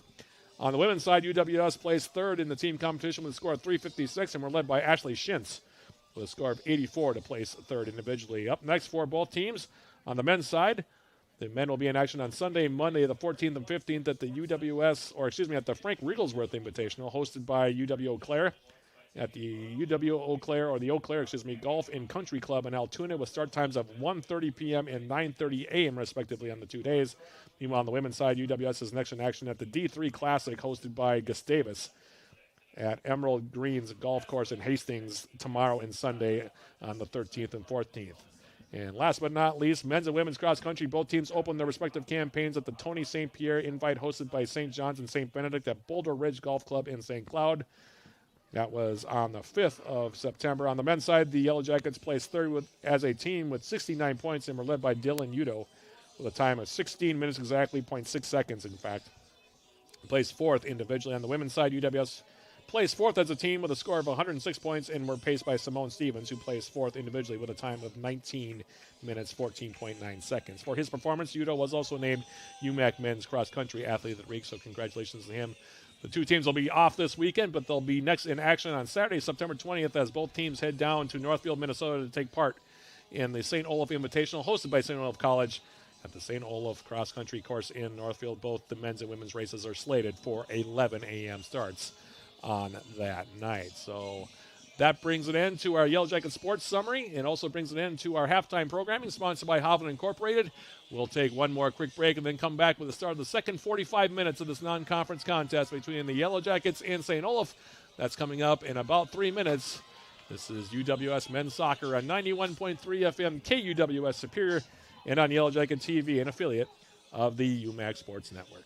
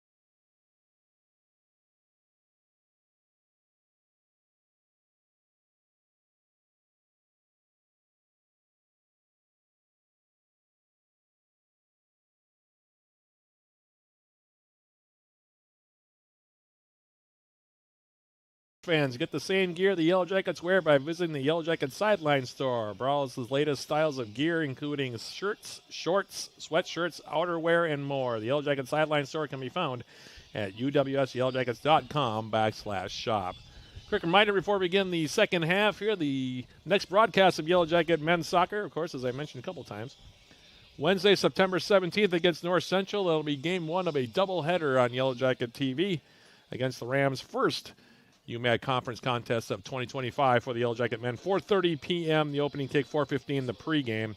Meanwhile, our next radio sports broadcast will come up the following Tuesday, September 23rd, when the men's and women's soccer teams both take on Northwestern. Both those games will be on both 91.3 FM, KUWS, and on Yellow Jacket TV. The men will lead things off. 4:30 p.m. the opening kick on that Tuesday, 4:15 the pregame with yours truly. As the two teams now back out on the field, ready for the second 45 minutes.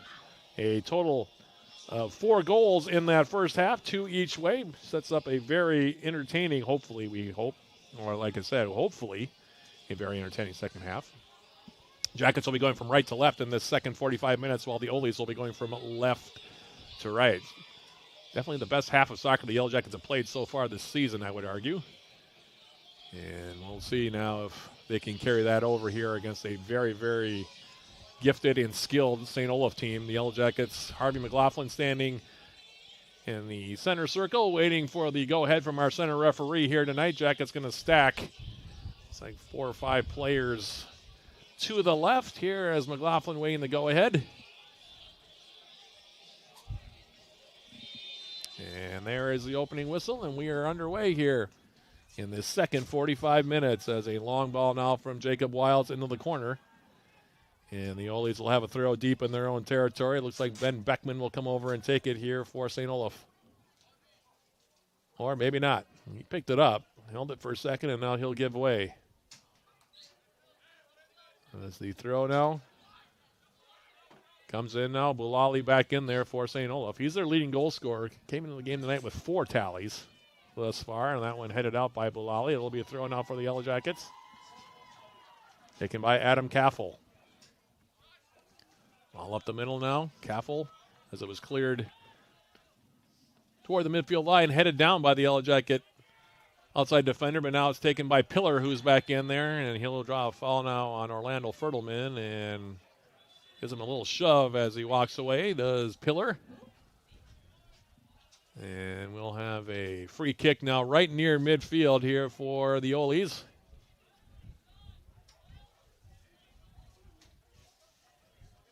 Vuzakovic standing over this one.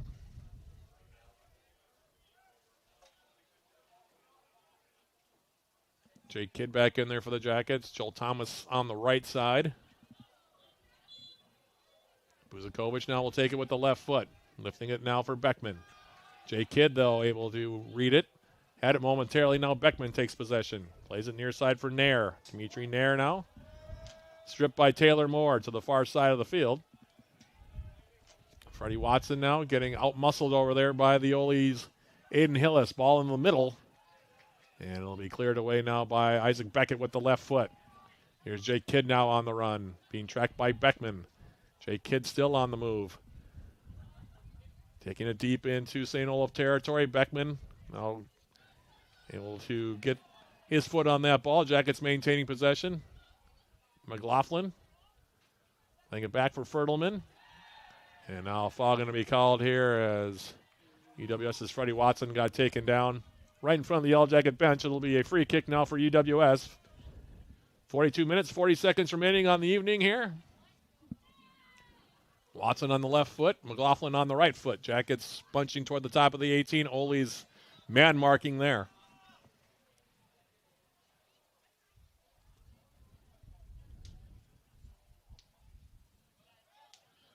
McLaughlin with the right foot.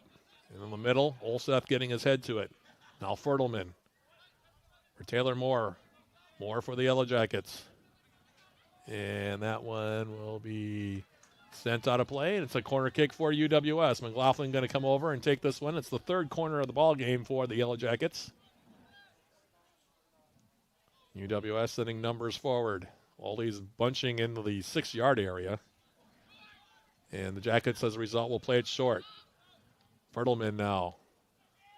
Oh, angling cross into the 18. Still hasn't been cleared as of yet. Flicked up in the air by Moore. Now it'll be grabbed by Hobdy. And he will hold on to it here for the Olies as he rolls it near side. This is Aiden Hillis. Now Dimitri Nair. Nair coming forward for St. Olaf. Laying it back. Here's Hillis.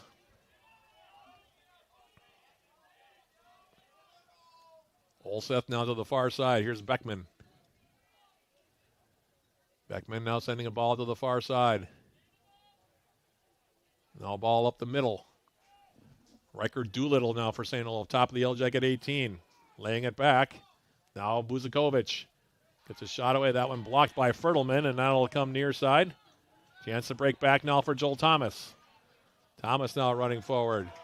Triggering it for Jake Kidd, but the flag goes up. It'll be an offside against the native of Superior. Jake Kidd, who has a golden night, and it'll be a free kick here coming up for St. Olaf. Vuzakovic going to take it quickly. Sends it to the far side now for Beckman. Beckman getting a step around. UWS's Freddie Watson now plays Bulali. Bulali getting inside, comes in, gets a shot away, and he just misses the near side corner.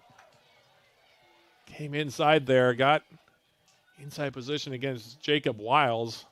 Came barreling into Bulali and just sent it wide of the post near side. That was a dangerous situation there for the Yellow Jackets. Got away with one there. And it's going to be a free kick here coming up. Goal kick, in fact, here for Luke Lockman. Sending it back toward midfield. Here's Moore.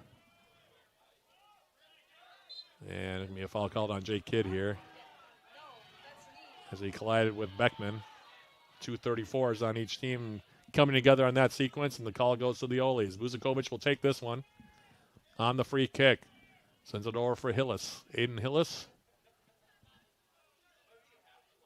Turning on the right foot now, back for Beckman. And now Beckman back for Casper Olseth. Olseth now for the Olies. Playing it through the middle. Near side now for Nair. And this one will go out of play. It'll be a throw off of the Yellow Jackets. Taylor Moore. And it looks like it'll be Ryan Bechtel that'll take the throw here. Bechtel for St. Olaf. Lining it up. It's like through the middle. Ball still loose in the middle of the 6-yard area, and that one will take a deflection.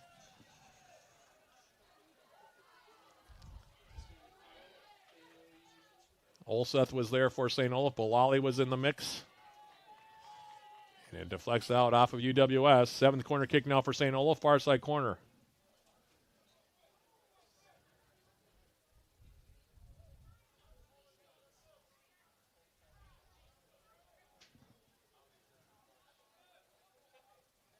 Bending corner comes in, headed away now by Fertelman.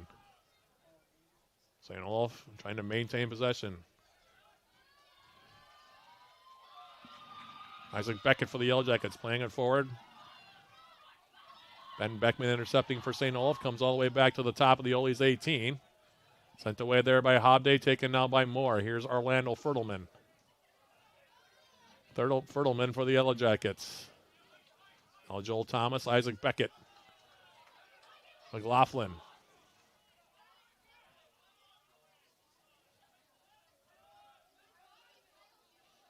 Now ball to the far side. The Ollie's intercepting, and now here they come back in the Yellow Jacket territory. Elster now sending it near side. Here's Nair. Dimitri Nair coming in, gets a shot away, takes a deflection. Good hustle there by Caffel, then palmed out of the end line area by UWS's Luke Lockman to avoid a corner kick, and the Jackets now trying to come back. Turned over, however. Here's Beckman. Now back for Nair. Beckman again. Taking it in deep, trying to cross it in, and a nice tackle there by the Yellow Jackets' Caffel. Actually, it was Freddie Watson defensively for the Yellow Jackets there. Corner kick here coming up. Buzakovic will take it. St. Olaf getting in deep here, early stages, second half. Buzakovic from the near side flag. High arcing ball, back post. And away by Thomas, back for Buzakovic. Flag goes up. It'll be an offside whistle against St. Olaf, excuse me. And it will be a goal kick here for the Yellow Jackets. Second time the Ollies have been called on an offside here tonight.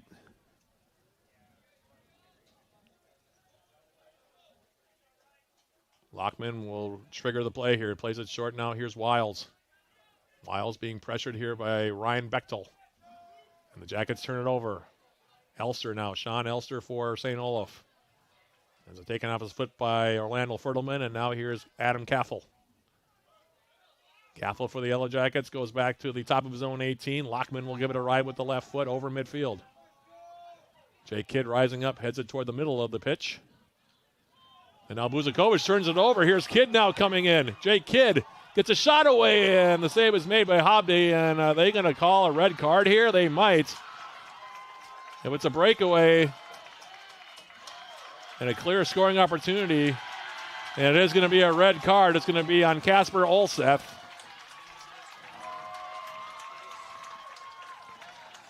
Buzakovic, I'm not quite sure where he was trying to go with that pass. Played it right into Jay Kidd, and Kidd got inside position against Kasper Olseth, and yeah, that was a breakaway scoring opportunity for Jay Kidd. Got the shot away, and Olseth reached out and grabbed him. And so the conversation is ongoing here, but that is a major moment in this contest. Clock stopped.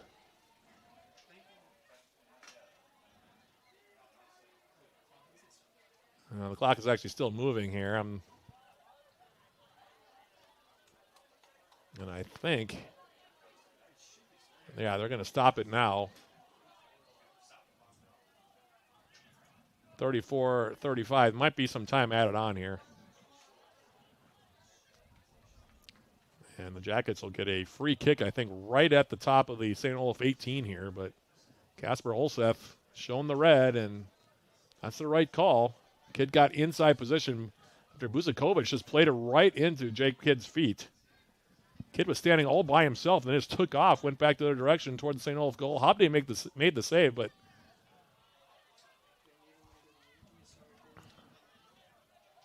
Olsef really didn't have much of a choice there either. I mean, that was a tough call.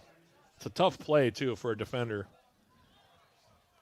And it'll be just outside the 18. Harvey McLaughlin standing over this, and St. Olaf with about 8 players right now in a wall in front of Hobday.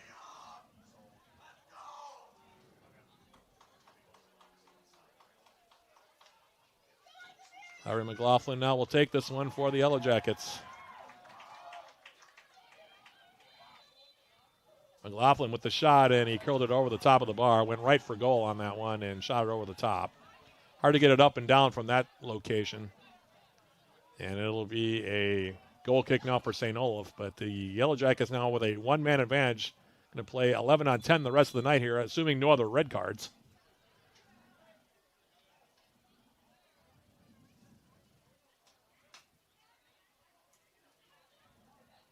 Kind of feel bad there for Kasper Olsef because he was put in a really tough position on a back pass by Buzakovic, who I think he was looking for Olsef. And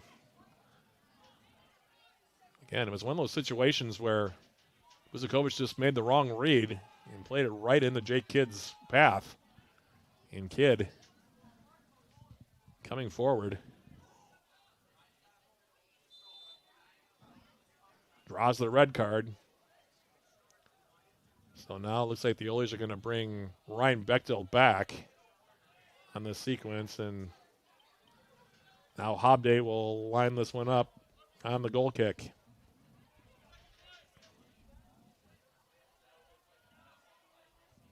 So that's a major turn of events. More than 10 minutes into the second half. And here's a ball forward now. And it'll come into Yellow Jacket territory. Wiles will play it back now for Lockman. Lockman. Wagner now. Here's Jacob Wiles. Wiles now for Fertelman. And expect that St. Olaf will probably put numbers behind the ball as much as they can unless they get a clear opportunity to break forward. That's normally what teams do. They get down a man. We'll see if that continues. How now? And there's a foul going to be called on Joel Thomas getting in the back of Sean Elster.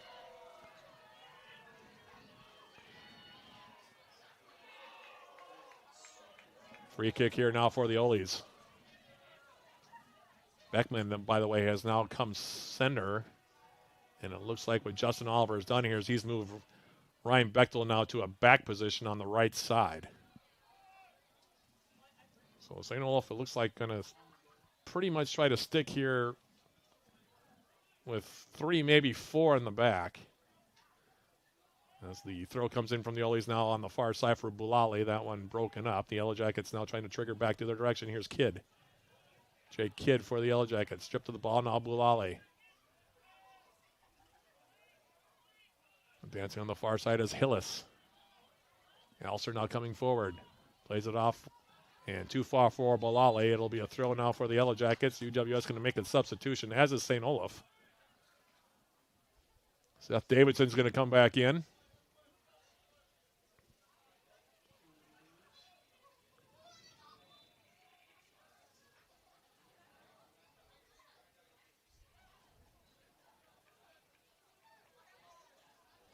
And the throw now going to be taken by Wagner in his own territory. Wings it across midfield. Beckman coming over.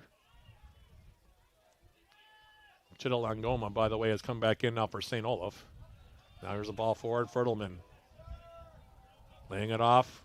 Comes across the midfield stripe. Here's Joel Thomas. Now Fertelman. Orlando Fertelman. Isaac Beckett trying to split the D there. Trying to send it near side for Joel Thomas. That one broken up. Now Fertelman. And he'll dribble it out of play. It'll be a throw coming up here for the Olies.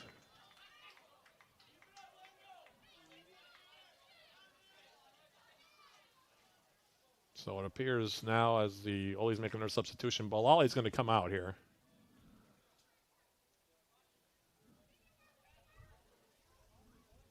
Throw's going to come in near side from Bechtel. Headed up in the air there by Kaffel. Fertelman for the Yellow Jackets trying to turn. Orlando Fertelman. Harvey McLaughlin. Outside now Taylor Moore, and they'll go all the way back for Lockman in his own 18. Lockman nearly turning it over. And now Wiles for the Yellow Jackets will just try to clear the ball away. Lockman getting a little sloppy there as Riker Doolittle was coming in full head of steam, nearly stripped the Yellow Jacket goalkeeper. And UWS lucky on that one. In the meantime, now Bechtel will have a throw in Yellow Jacket territory.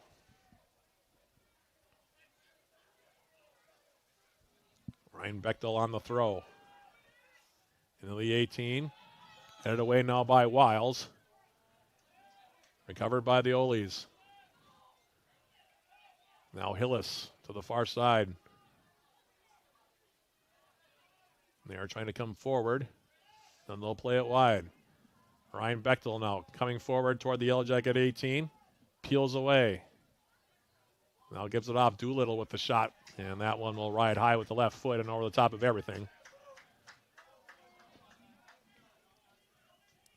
Still a lot of time in this one. 29 minutes, 45 seconds to be played. Still 2-2. It's been an eventful night, though. 4 goals, a red card.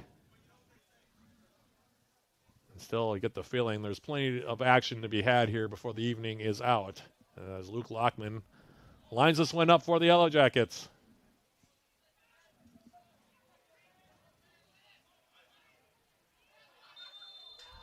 And there's going to be a foul call on the Olies. As over the back of Beckett went when the play. Here now is Joel Thomas coming in on a sharp angle, getting a shot away. And that one just missing the near side post as Hobday getting into his defenders a bit on that one.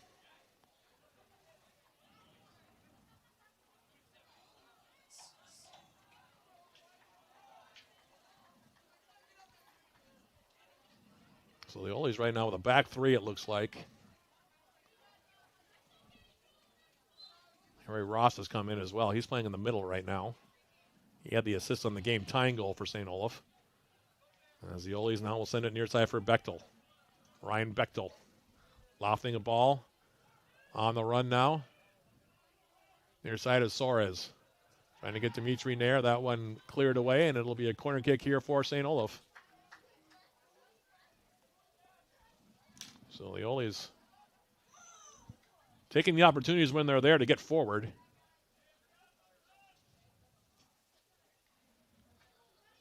And Bechtel doing the smart thing here, trying to drain a little bit of clock here, down by one player on the field. Playing 10 on 11. Bechtel will take this one.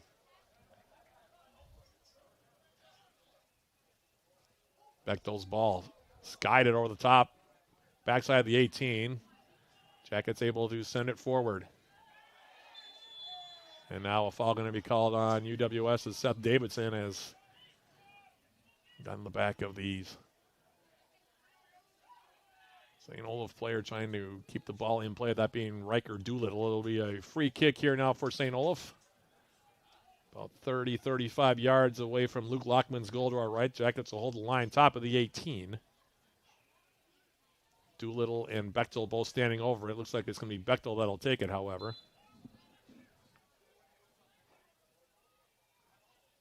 Ryan Bechtel for St. Olaf. Plays it short. Nair giving it right back for Bechtel. Now outside for Doolittle in the corner. Riker Doolittle against Harvey McLaughlin. Taking it wide. Doolittle getting a step. Playing it toward the top of the 18. And the Jackets able to clear it away with Joel Thomas back toward the middle of the field. Jake Kidd now will leave it off. And switching it now to the near side is Harvey McLaughlin for Thomas.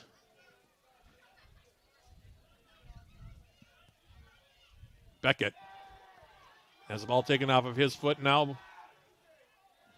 As they play it in toward the 18. Off of his line is Lockman.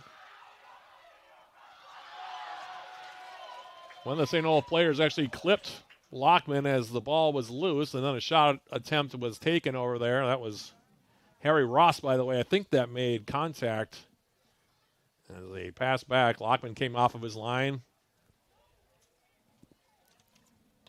Remember, the Yellow Jackets already playing without Patrick Sessions, who suffered an injury similar to that actually against UW Eau Claire a couple of games ago. So it's possible the Yellow Jackets might be down to their third-string goalkeeper here before the end of the night as Lockman is down. He went to go get that ball. Jackets wanted to foul on the giveaway as Ross came over. As the ball came up the middle off the pass from Lockman, and Jackets turned it over. Ross came in. Lockman came out to meet him. Collided with the St. Olaf player, and then the ball was loose. The resulting shot was blocked away by the Yellow Jackets. And Lockman is now down, so we'll see. I'm not even sure who the next keeper would be for the Yellow Jackets. It's a young goalkeeper crew. Sessions is the lone senior. The other goalkeepers for the Yellow Jackets are all freshmen. And so, like I said, I'm not sure who head coach Joe Mooney would bring in then as the third-string goalkeeper, as Lockman is now sitting up for the Yellow Jackets. Clock stops, 26 minutes, 40 seconds remaining on the evening here. It looks like it is Henry Rulin that is warming up here for UWS. 6'4" freshman from River Falls would be the next up here for the Yellow Jackets. In the meantime,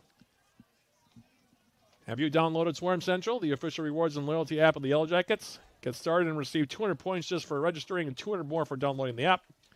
Redeem your points for cool prizes in the Swarm Central store. Find Swarm Central in the Apple and Google stores today, as Lockman is now to his feet. Ruland is still warming up on the far side, although not particularly quickly. Training staff still checking on Lockman,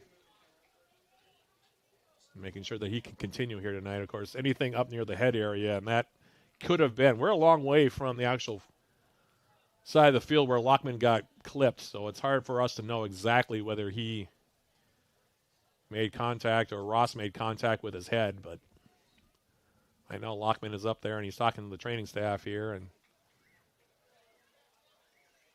Ruland has stopped warming up, at least for now. And conversation is still going, and Lockman is demonstrating and trying to see if he's dove to his right, then dove to his left.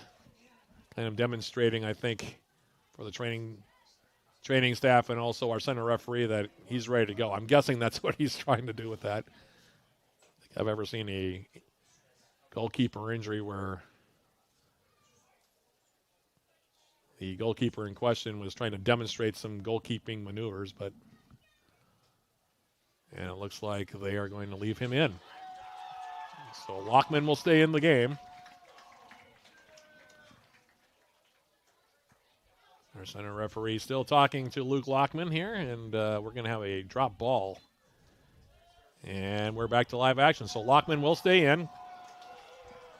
And we play on here. Long ball over the top, now headed down by Bechtel near midfield.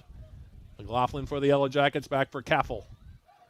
Beckett now, McLaughlin. And the Yellow Jackets now will try to build from the back. Jacob Wiles angling a ball now for Seth Davidson. Davidson leaves it back now. Here's McLaughlin. McLaughlin now going to switch the field to the far side for Moore. Headed up in the air in the St. Olaf 18, cleared away by Doolittle. And now Chittle Langoma for St. Olaf. We'll leave it back. Now this one is deflected. Tried to clear was Hillis. Ended up deflecting it off of Freddie Watson. Watson for the Yellow Jackets. Now Beckett crossing it in toward the middle. Davidson trying to bring it down. Cleared back up the middle. Now St. Olaf will play it outside for Dimitri Nair. Nair's ball forward. On the run, and that one tackled out off of Soares by Caffel. Will be a throw here coming up for St. Olaf. And the Oilers going to make a couple substitutions here. It's like Doolittle's going to come out. And also looks like Dimitri Nair is going to move. Now they're going to move Bechtel to the left side.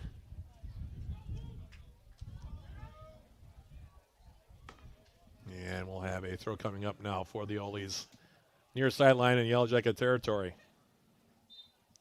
It's Daniel Valdez that'll take the toss here for St. Olaf.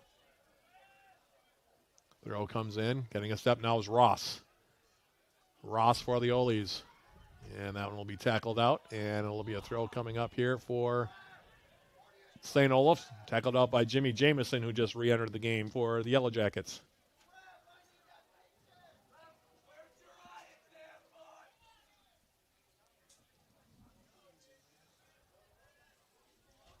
Bechtel will take this toss for St. Olaf. Throw comes in. Lockman comes out off of his line to snare that one in the 6, and now we have a Yellow Jacket down. Ross standing close to whoever it is. I think it might be Adam Caffel that took the fall there, but Caffel back up quickly here. Clock stopped again with 24:20 remaining. Stick around, by the way. We'll have our post-game show sponsored by Synovus Energy once we go final.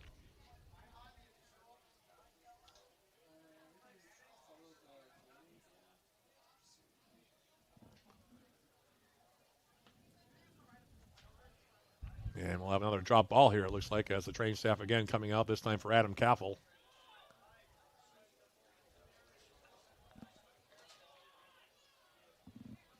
And a couple of these here so far in this half.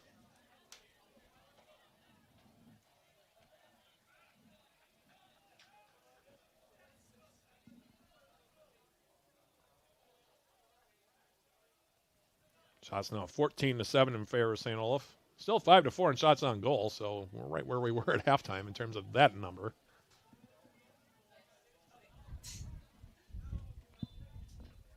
And the drop ball now for Lockman, and he'll hold on to it. Now he'll roll it for Jacob Wiles. Gives it a ride now across midfield. Jake Kidd, getting ahead to it for the Yellow Jackets. Flicking it back into the St. Olaf 18, where it's grabbed by Hobday. Hobday now. What a shooter for Beckman near side. Ben Beckman. Ball across. Picked off by Jamison. Now McLaughlin for UWS. Rowan Wagner now. Trying to hit Kidd. Overcooked the pass a bit. It'll be a throw here coming up. Bechtel taking it. And we're going to have a foul called here on Ross.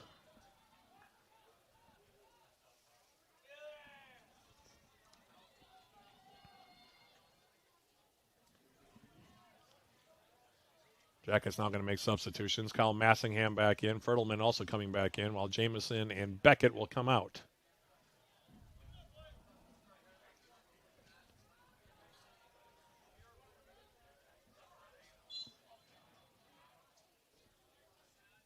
Here's a throw from Wagner. Headed up in the air now by Bechtel. Fertelman. Foley sending it right back. Now Wiles. Fertelman. Jacob Wiles. Left-footed ball now forward. Kidd trying to flick it through. Good read there by Ben Beckman, and he'll draw the foul on Jake Kidd. Free kick taken by Bechtel. Switching the field, far side of the field. Valdez now trying to come inside. Still on the go, and they're going to call a foul on the Yellow Jackets.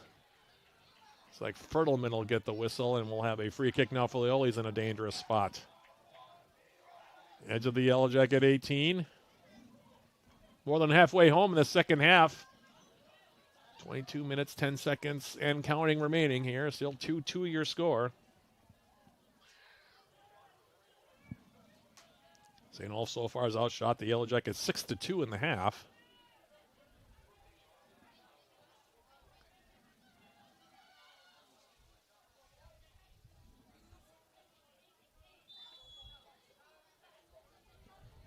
There's a ball coming in now, back post, headed back across the face of goal. Nicely done that time. That was Noor Harubi, by the way, a substitute who came in, tried to head it across the face of goal. The Yellow Jackets were there to play it away, and now a substitution for the Yellow Jackets on the far side of the field.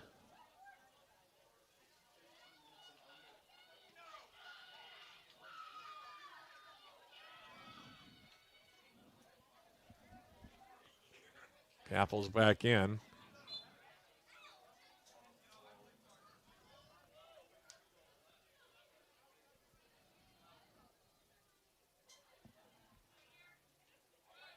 Headed up in the air now. Here's Massingham. Cal Massingham for the Yellow Jackets. Ari McLaughlin sending it to the far side. Headed down now by Bechtel, and it'll be grabbed now by Hobday, and he'll hold on to it. Jack Hobday now will send it back across the midfield stripe in the Yellow Jacket territory. And away now by Freddie Watson. Now they trigger it near side. Jack Soares now for St. Olaf against 3 Yellow Jackets. They'll go out of it'll be out off of the Yellow Jackets. Throw coming up now, Valdez, and he'll give way. For Bechtel here.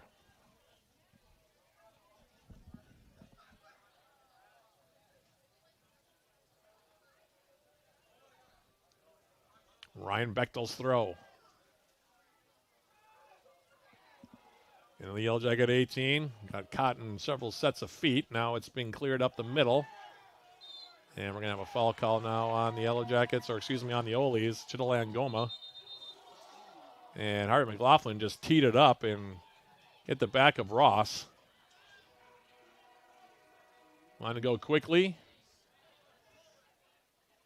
Referee said no as we go under 20 minutes remaining on the evening. Jacob Wiles for the Yellow Jackets.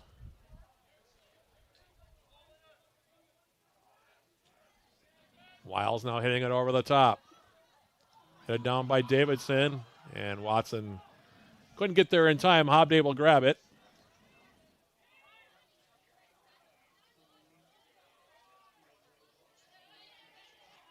He'll roll it now for Harubi. Now Ross, and wayward pass down to the outside looking for Beckman. It'll be a throw for the Yellow Jackets, and another substitution. 7 new players coming in here, 4 for the Oles, 3 for the Yellow Jackets. As we start, keep an eye on the clock here. Bryce Bolt will come in. He'll take out Davidson. Beckett back in for the Jackets as well. Harry McLaughlin is going to check out, it looks like.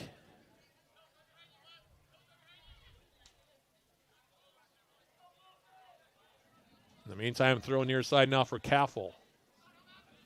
Meanwhile, the Oles brought in 4 new players, as I mentioned a moment ago. Charlie Pillar's back in there.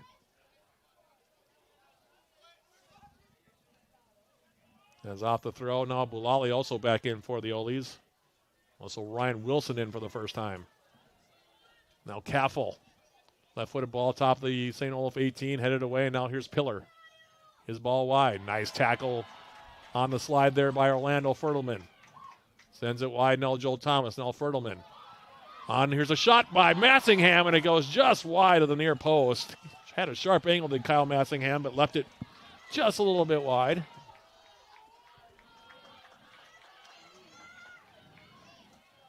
Goal kick now for the Oles. Hobday will take it. Sending it wide now. Hillis's ball up the middle. Oles picking it up, and now a foul on Fertelman. And now Fertelman apparently cramping up a bit. As Davidson goes over. Clock stops again. 17:49 now left. Jackets. I think it's Jimmy Jamison looking like he might re-enter here. And a lot of stoppages here in the second half.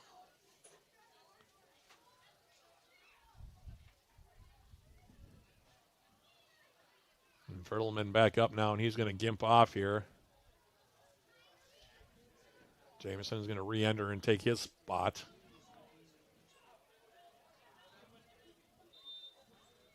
And the Oilers are going to trigger in the play off the free kick. So on the way back now, Hillis. Aiden Hillis now clipping it over the top. Looking for Wilson, edge of the Yellow Jacket 18.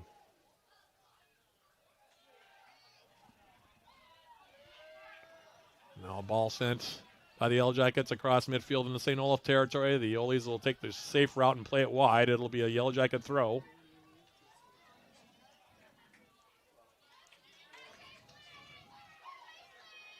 Freddie Watson will take the throw here for the Yellow Jackets. And now for Davidson. And that one will go back out of play off St. Olaf again. Another throw here for UWS.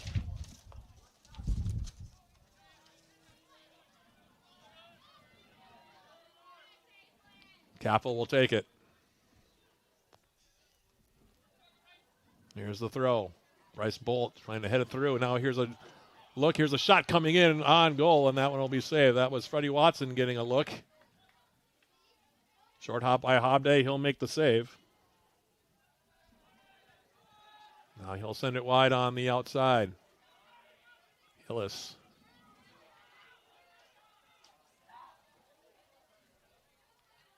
Now the ball up the middle, intercepted by Watson.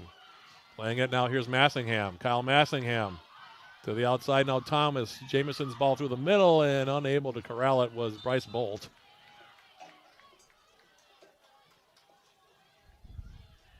And we'll have another substitution now here for the Olies. Looks like Wilson's going to check out here.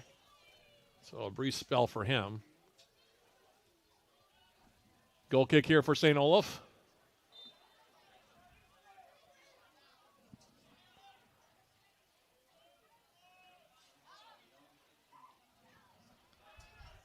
Ball forward now. Beckett there for UWS. Now Watson intercepting. Freddie Watson. Jimmy Jamison now for the Yellow Jackets. Isaac Beckett. Playing it to the far side now. Thomas trying to flick it for Bolt. Bryce Bolt trying to get there first. Sends it toward the goal. Bolt is down. And they're going to call a penalty here. Bolt is down, face down, outside the 6 to the right. And they're going to, like I said, award a penalty kick here. Clock will stop. 15-17 remaining. And the Jackets now will have a penalty kick opportunity here as Bryce Bolt stands up, or sits up at least. Abde coming out to plead his case. He's going to get a yellow card. It'll be a penalty kick chance now for the Yellow Jackets. Bryce Bolt drawing the penalty kick. We'll see who Joe Mooney decides should take it.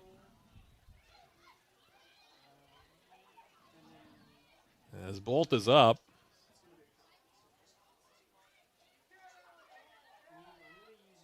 And give him a red card for that? Was it a yellow? I don't even know. It's like they're going to actually have a new keeper come in just for this penalty kick. So there's an interesting development. In the meantime, it's going to be Seth Davidson, the freshman, who will take the penalty kick here for the Yellow Jackets. Clock stop, 15-17 remain to be played. Davidson already has a goal on the night. He steps up, and now he has two as he buries it in the left side corner.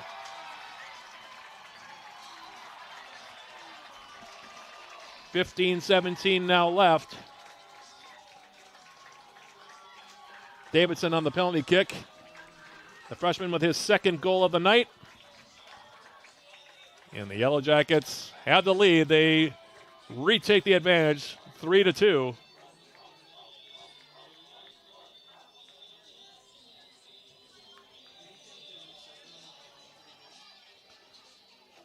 Good composure by the freshman there. It's been impressive so far in his rookie campaign. So Davidson on the penalty kick, 15-17, like I said, remaining here. St. Olaf also down a player. Keep that in mind.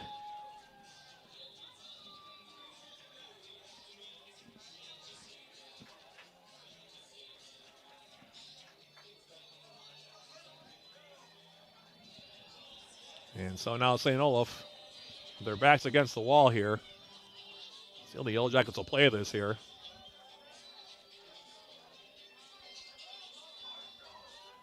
As the Oles restart here, now here is Bechtel sending it to the far side.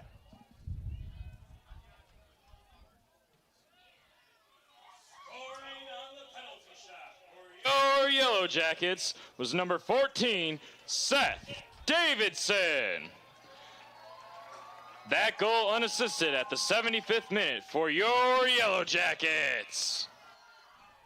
So there's the announcement on the goal. Yellow Jackets up now 3-2, and here's a long ball now played by Soares. It'll be grabbed now, and Lockman will take his time here.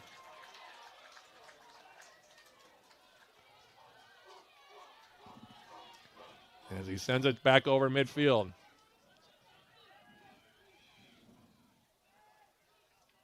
Elser now playing it toward the Yellow Jacket 18. Intercepted, and now here's Massingham trying to trigger Davidson. Back across midfield. The Oles take it back. Here's Hillis. Left-footed ball, though, into the UWS 18, and Lockman going to take as much time as he can. Grabs it ahead of Bechtel. And he will hold on to it here. St. Olaf, by the way, has made a couple of changes as well. They've moved Dimitri Nair now back to the right. Bechtel now back out on top. Play alongside Boulali. As this ball comes forward, here's Massingham. Kyle Massingham for the Yellow Jackets. Isaac Beckett spraying a ball with the left foot to the near side. And it'll be a throw now for St. Olaf. Dimitri Nair will take it. Throw comes in now, clipped over the top. And Kaffel will measure it with the left foot. Nair throwing it back in the Yellow Jacket territory. Headed down now by Wagner. Buzakovic back in there as well for the Oles. Now Jamison to the outside. Here's Jake Kidd. Kidd now against Beckman. Comes into the 18. Plays it across the front of goal, and it'll deflect out. And it'll be a goal kick here. Actually deflected off of Jake Kidd as he had space on the left side.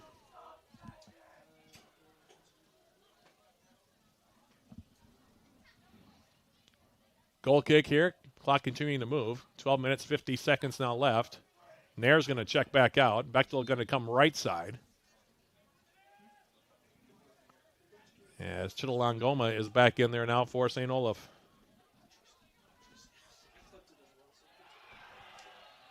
And now a ball to the far side. Jackets with Joel Thomas going down now.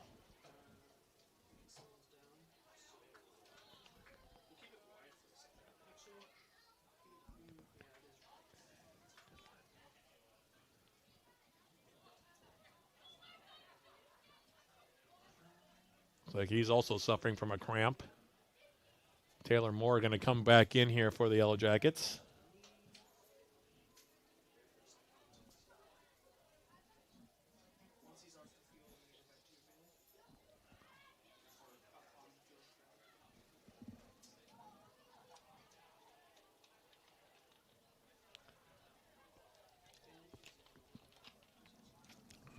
Well, regardless of what happened in these last 12 minutes and 29 seconds, this has been the best game the Yellow Jackets have played so far this season. And like I said, regardless of how this ultimately turns out, UWS will take plenty to build from on this one as Freddie Watson off the throw, sending it forward. Here's Jake Kidd now coming forward, and a nice job of diving and heading it back to his goalkeeper. Actually, I think they're going to call a foul, maybe. Anyway, it's a free kick for St. Olaf. You always send it long. Hit Boulali in the back. Jackets taking it back now with Beckett, and now here's Freddie Watson. Watson for the Yellow Jackets as we go under 12 minutes remaining to be played on the night. Watson. Jake Kidd now. Kidd for the Yellow Jackets. Back outside for Watson. Now Chitolangoma. Dispossessed. Now Jamison. Tried to switch the field. Got intercepted. Chitolangoma now to the far side. Riker Doolittle trying to trigger it forward for Soares. Kaffel there to clear it away with the right foot. Now here's Davidson in St. Olaf territory. Here's Jake Kidd now, top of the 18. Kidd getting a step. Lost it. And now the Oles clearing it Freddie Watson. Watson now, Davidson. And he'll leave it back now. Here's Isaac Beckett for UWS. And Freddie Watson now will play it off of Chittolon Goma, and it'll be a throw now for the Yellow Jackets. Clock will stop, 11:03 left. McLaughlin's going to come back in here. Jameson's going to check out.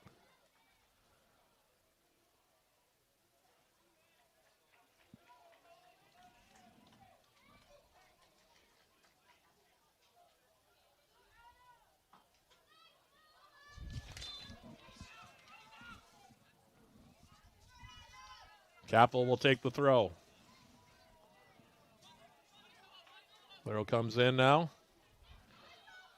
Kyle Massingham trying to turn up the middle. Massingham will turn and get a shot away. Takes a deflection. Ball still loose.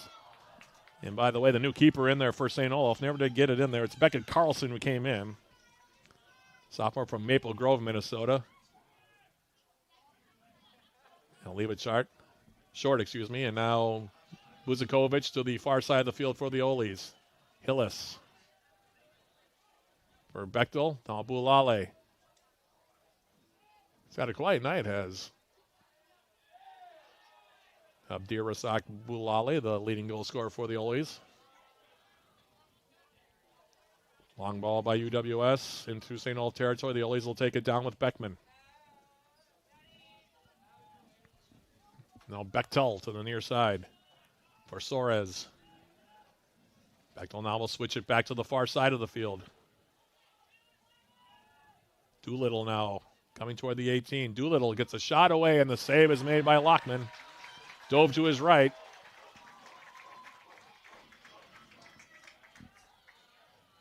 And he'll hold on to it here. Both teams now with 6 shots on goal.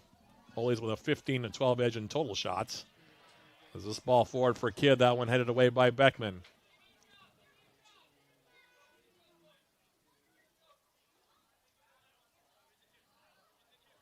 Watson will now leave it for Caffel.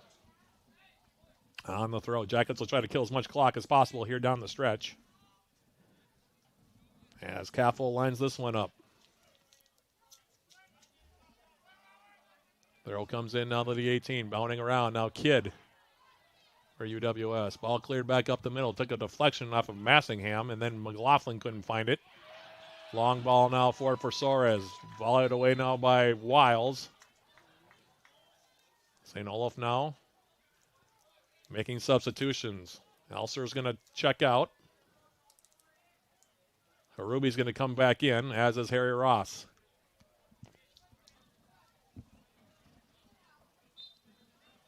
Bechtel will take the throw in for Harubi. He'll let it go all the way back now for Carlson. Beckett Carlson giving it a ride over the top. Measuring it was Wiles. Well done by him. McLaughlin now clearing it back toward midfield. Davidson stepping inside. Seth Davidson to the far side now. Kyle Massingham for the Yellow Jackets. Taking it toward the 18. He'll play it back. Taylor Moore, and then his pass back for McLaughlin, overhit a bit. Over the end line. Carlson, quick restart for Buzakovic. Rob Buzakovic now. Near side. Ryan Bechtel. Switching it. Hillis hitting it across midfield in the Yellow Jacket territory. Now Bulali on the far side. Sliding tackle made over there by UWS's Rowan Wagner. We'll have a throw here coming up.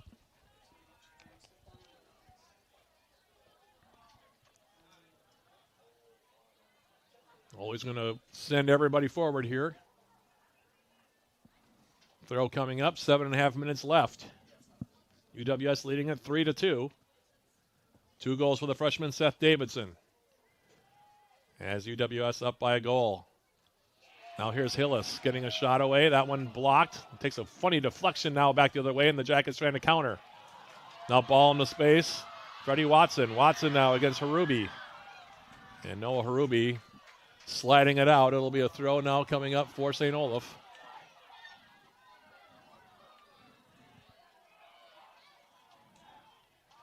Now Hillis to the far side of the field.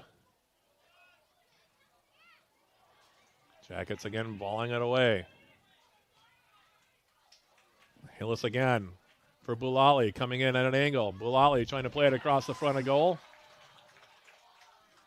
Bulali keeping it in on the end line. I was going to go out for a corner. Bulali decided to play it. Now Bulali coming to the Yellow Jacket 18. Inside out with the step over move, and now the Yellow Jackets able to clear the ball away from him. Jacob Wiles doing the work on that one. And Kidd now for the Yellow Jackets. We'll just send it into the UWS 18. We have a player down for UWS, another cramping situation.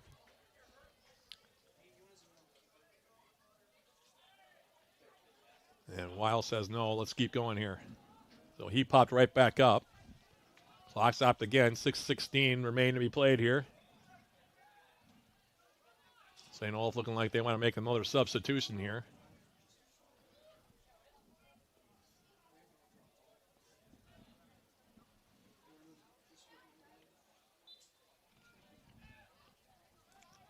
Becca Carlson now off the restart for Buzakovic. Buzakovic now playing it over the top. Lockman will come and collect. Off of his line, middle of his 18, and he'll go down to the turf to kill a little bit more clock here as we go under 6 minutes left to play. Giving it a ride back toward midfield. Kidd for the Yellow Jackets, heading it now wide. Here's Harvey McLaughlin. Continuing it on now, here's Freddie Watson. Watson playing in the middle, looking for Massingham. That one cleared away. Now Ross will flick it forward for the Oles. Bechtel in the middle now for Buzakovic. Chidolan Goma now. And we'll have a foul called on the Yellow Jackets as he played it forward. They're going to bring the ball back here toward the center circle here. Buzakovic going quickly now, plays it wide. He lifts to the far side. Now ball crossing over the top, and that gets over everybody and over the end line. Goal kick here for the Yellow Jackets. Bryce Bolt returns to the game. He's the one that drew the penalty kick opportunity that was deposited by Seth Davidson, which, as it stands right now, would be the game-winning goal.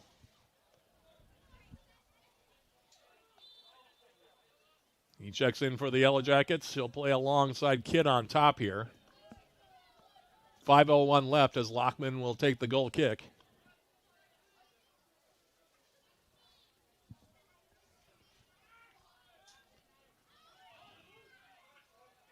Lockman giving it a ride toward midfield. Head forward now.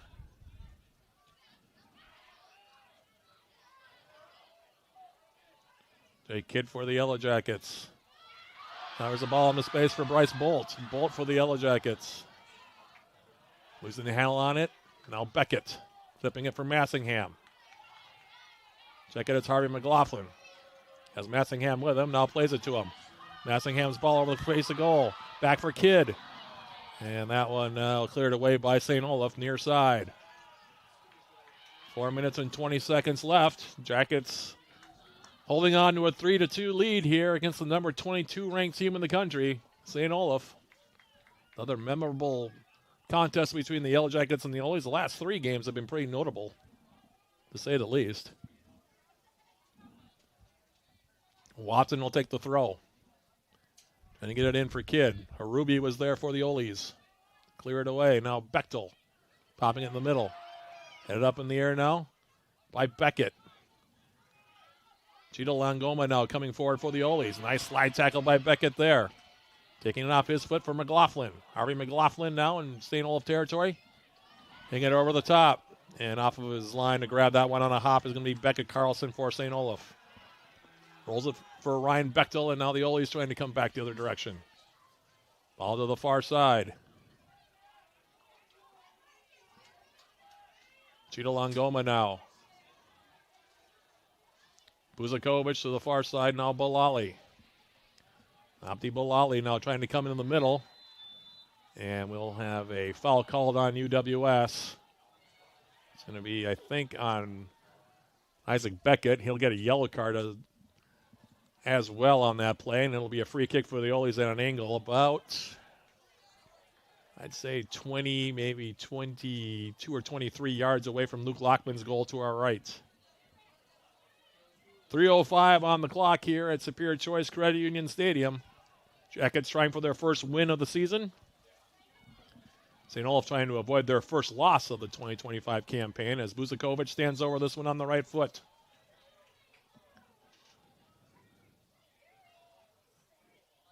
Robbie Buzakovic playing it in, flicked up in the air, and we'll see it'll roll out of play. It's going to stay with St. Olaf as Becca Carlson now has vacated the net. He's all the way up now.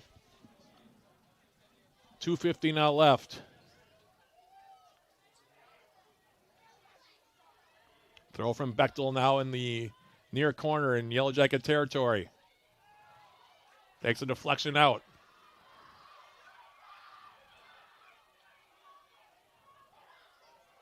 Now Bechtel crossing it toward the 6. Popped up in the air. Lockman coming to try to grab it.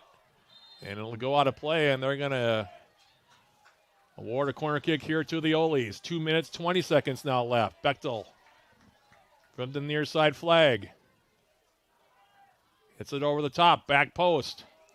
Flicked away, Bilali trying to get there. Kidd gets there first, and now the Yellow Jackets sending it deep into St. Olaf territory. Carlson is hung up way up in Yellow Jacket territory, so Harubi has to come all the way back. He'll now clear it with the left foot forward. Now the Yellow Jackets, McLaughlin playing it for Freddie Watson. Edge of the St. Olaf 18. 1:45 left here. And Watson going to try to kill some clock. Coughs it up, though, and the Olies now will just play it away. And it'll be a throw for the Yellow Jackets as we tick down toward the last 90 seconds. It'll be a throw here.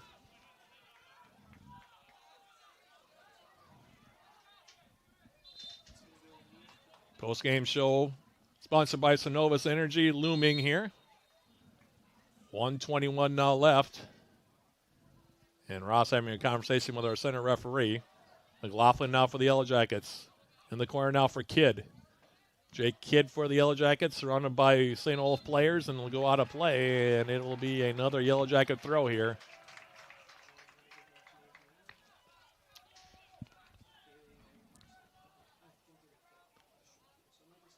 McLaughlin on the throw.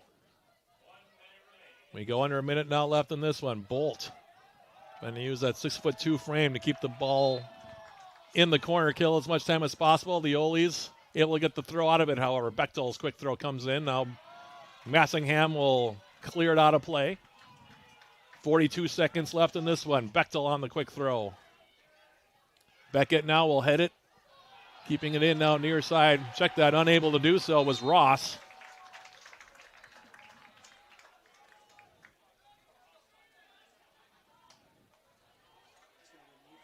Not sure why the clock stopped.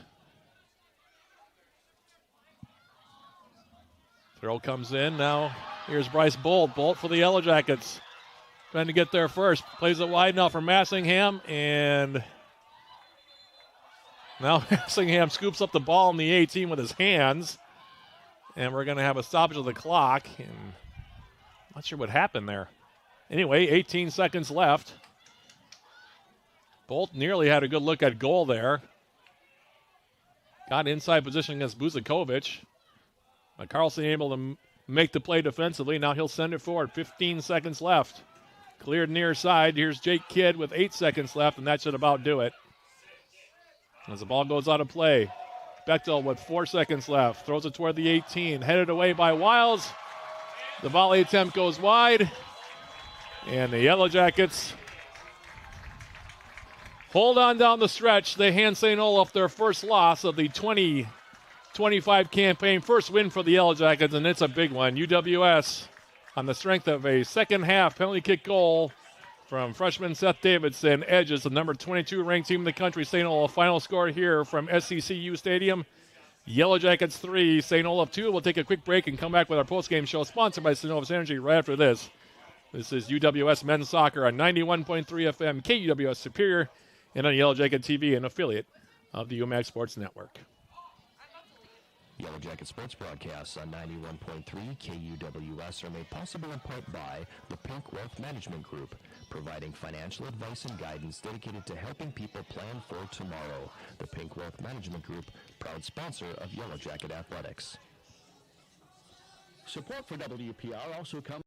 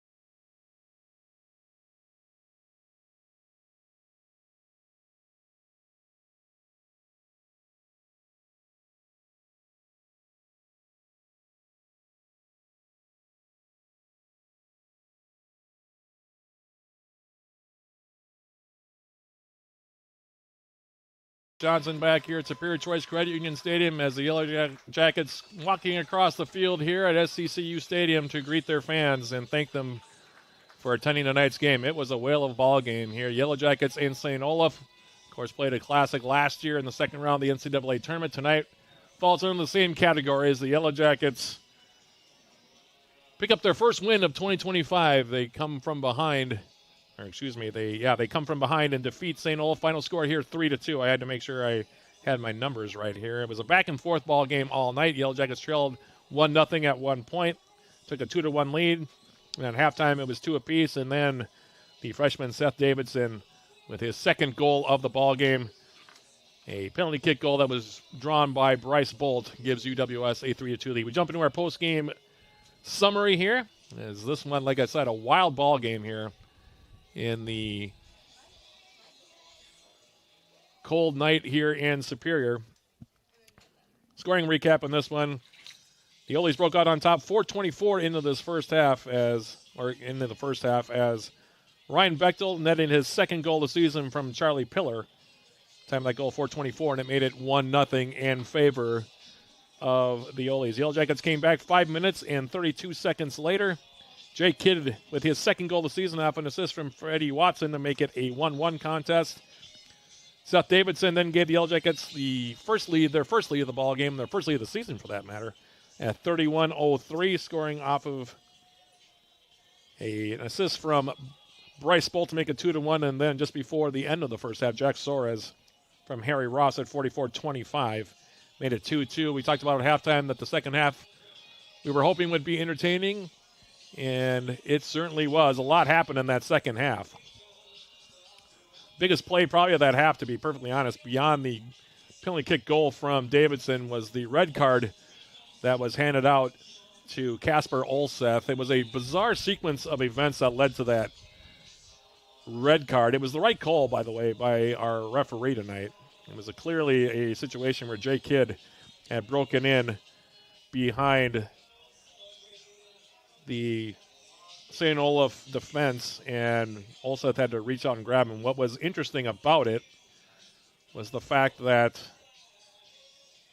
it was just a really tough back pass by Robbie Buzakovic, and it's one of those situations where he just wasn't sure who was behind him when he played the ball. I think he was actually on a back pass trying to get the ball to Olseth. Olseth was not in the right spot, however, and instead of playing it back for his teammate Olseth, Buzakovic played it right into the path of Jake Kidd, who was standing all by himself, got an inside position, and was running in on a breakaway.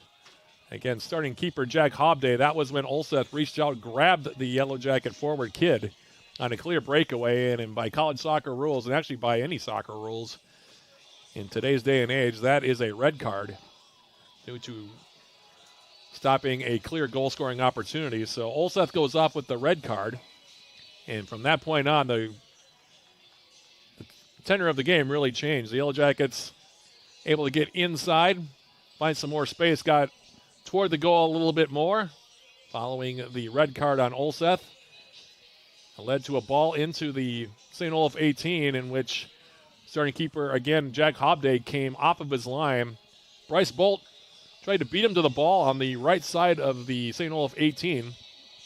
And from our angle, it was hard to see exactly where he got Bryce Bolt, but it was up near the shoulder and possibly near the head area. Hobday coming off to try to, like I said, beat Bolt to the ball.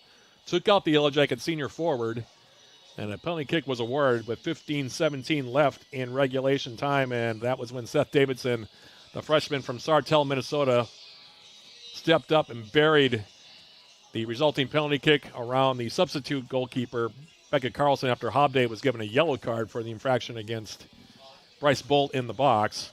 For Davidson, again, his second goal of the game, second goal of the season with 15-17 remaining. That goal coming at 74-43 if you're going the opposite math. And that ends up being the game-winning margin as the Yellow Jackets win it by a score of 3-2. So kind of a wild sequence of events in that second half. But the Yellow Jackets certainly are not going to complain as they hold on down the stretch despite added pressure from the Olies.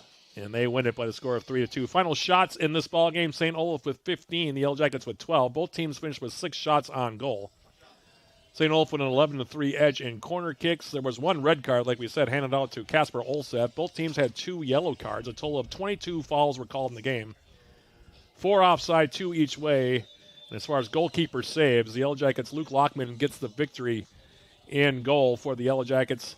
He makes 4 saves, while the tandem of Becca Carlson and Jack Hobday for St. Olaf, they combined to make 3 saves in the contest. Your post-game player of the game, I don't think there's any question about that. That's going to be Seth Davidson, the freshman for the Yellow Jackets.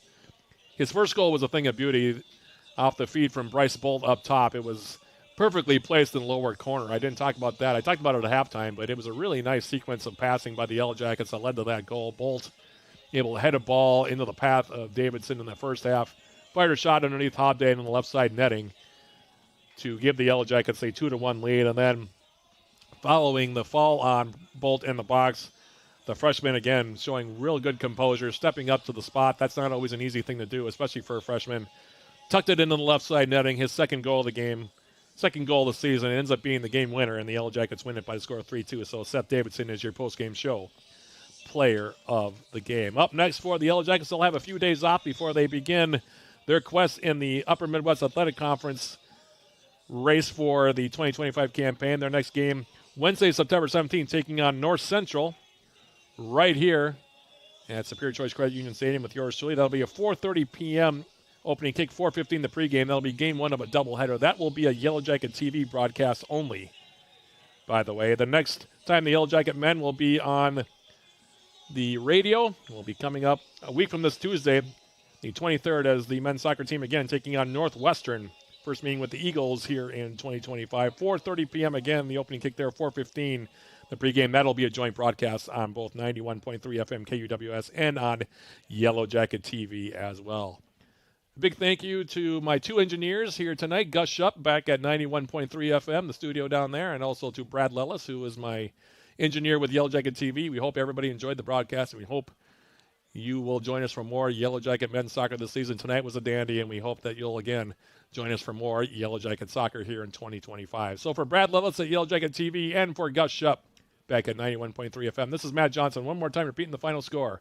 Yellow Jackets defeating St. Olaf here, the number 22 ranked team in the country. Final score here from SCCU Stadium. Yellow Jackets 3, St. Olaf 2. Thanks for listening and watching, everybody. We'll be talking to you again soon. This has been Yellow Jacket men's soccer on 91.3 FM, KUWS Superior, and on Yellow Jacket TV, an affiliate of the UMAC Sports Network.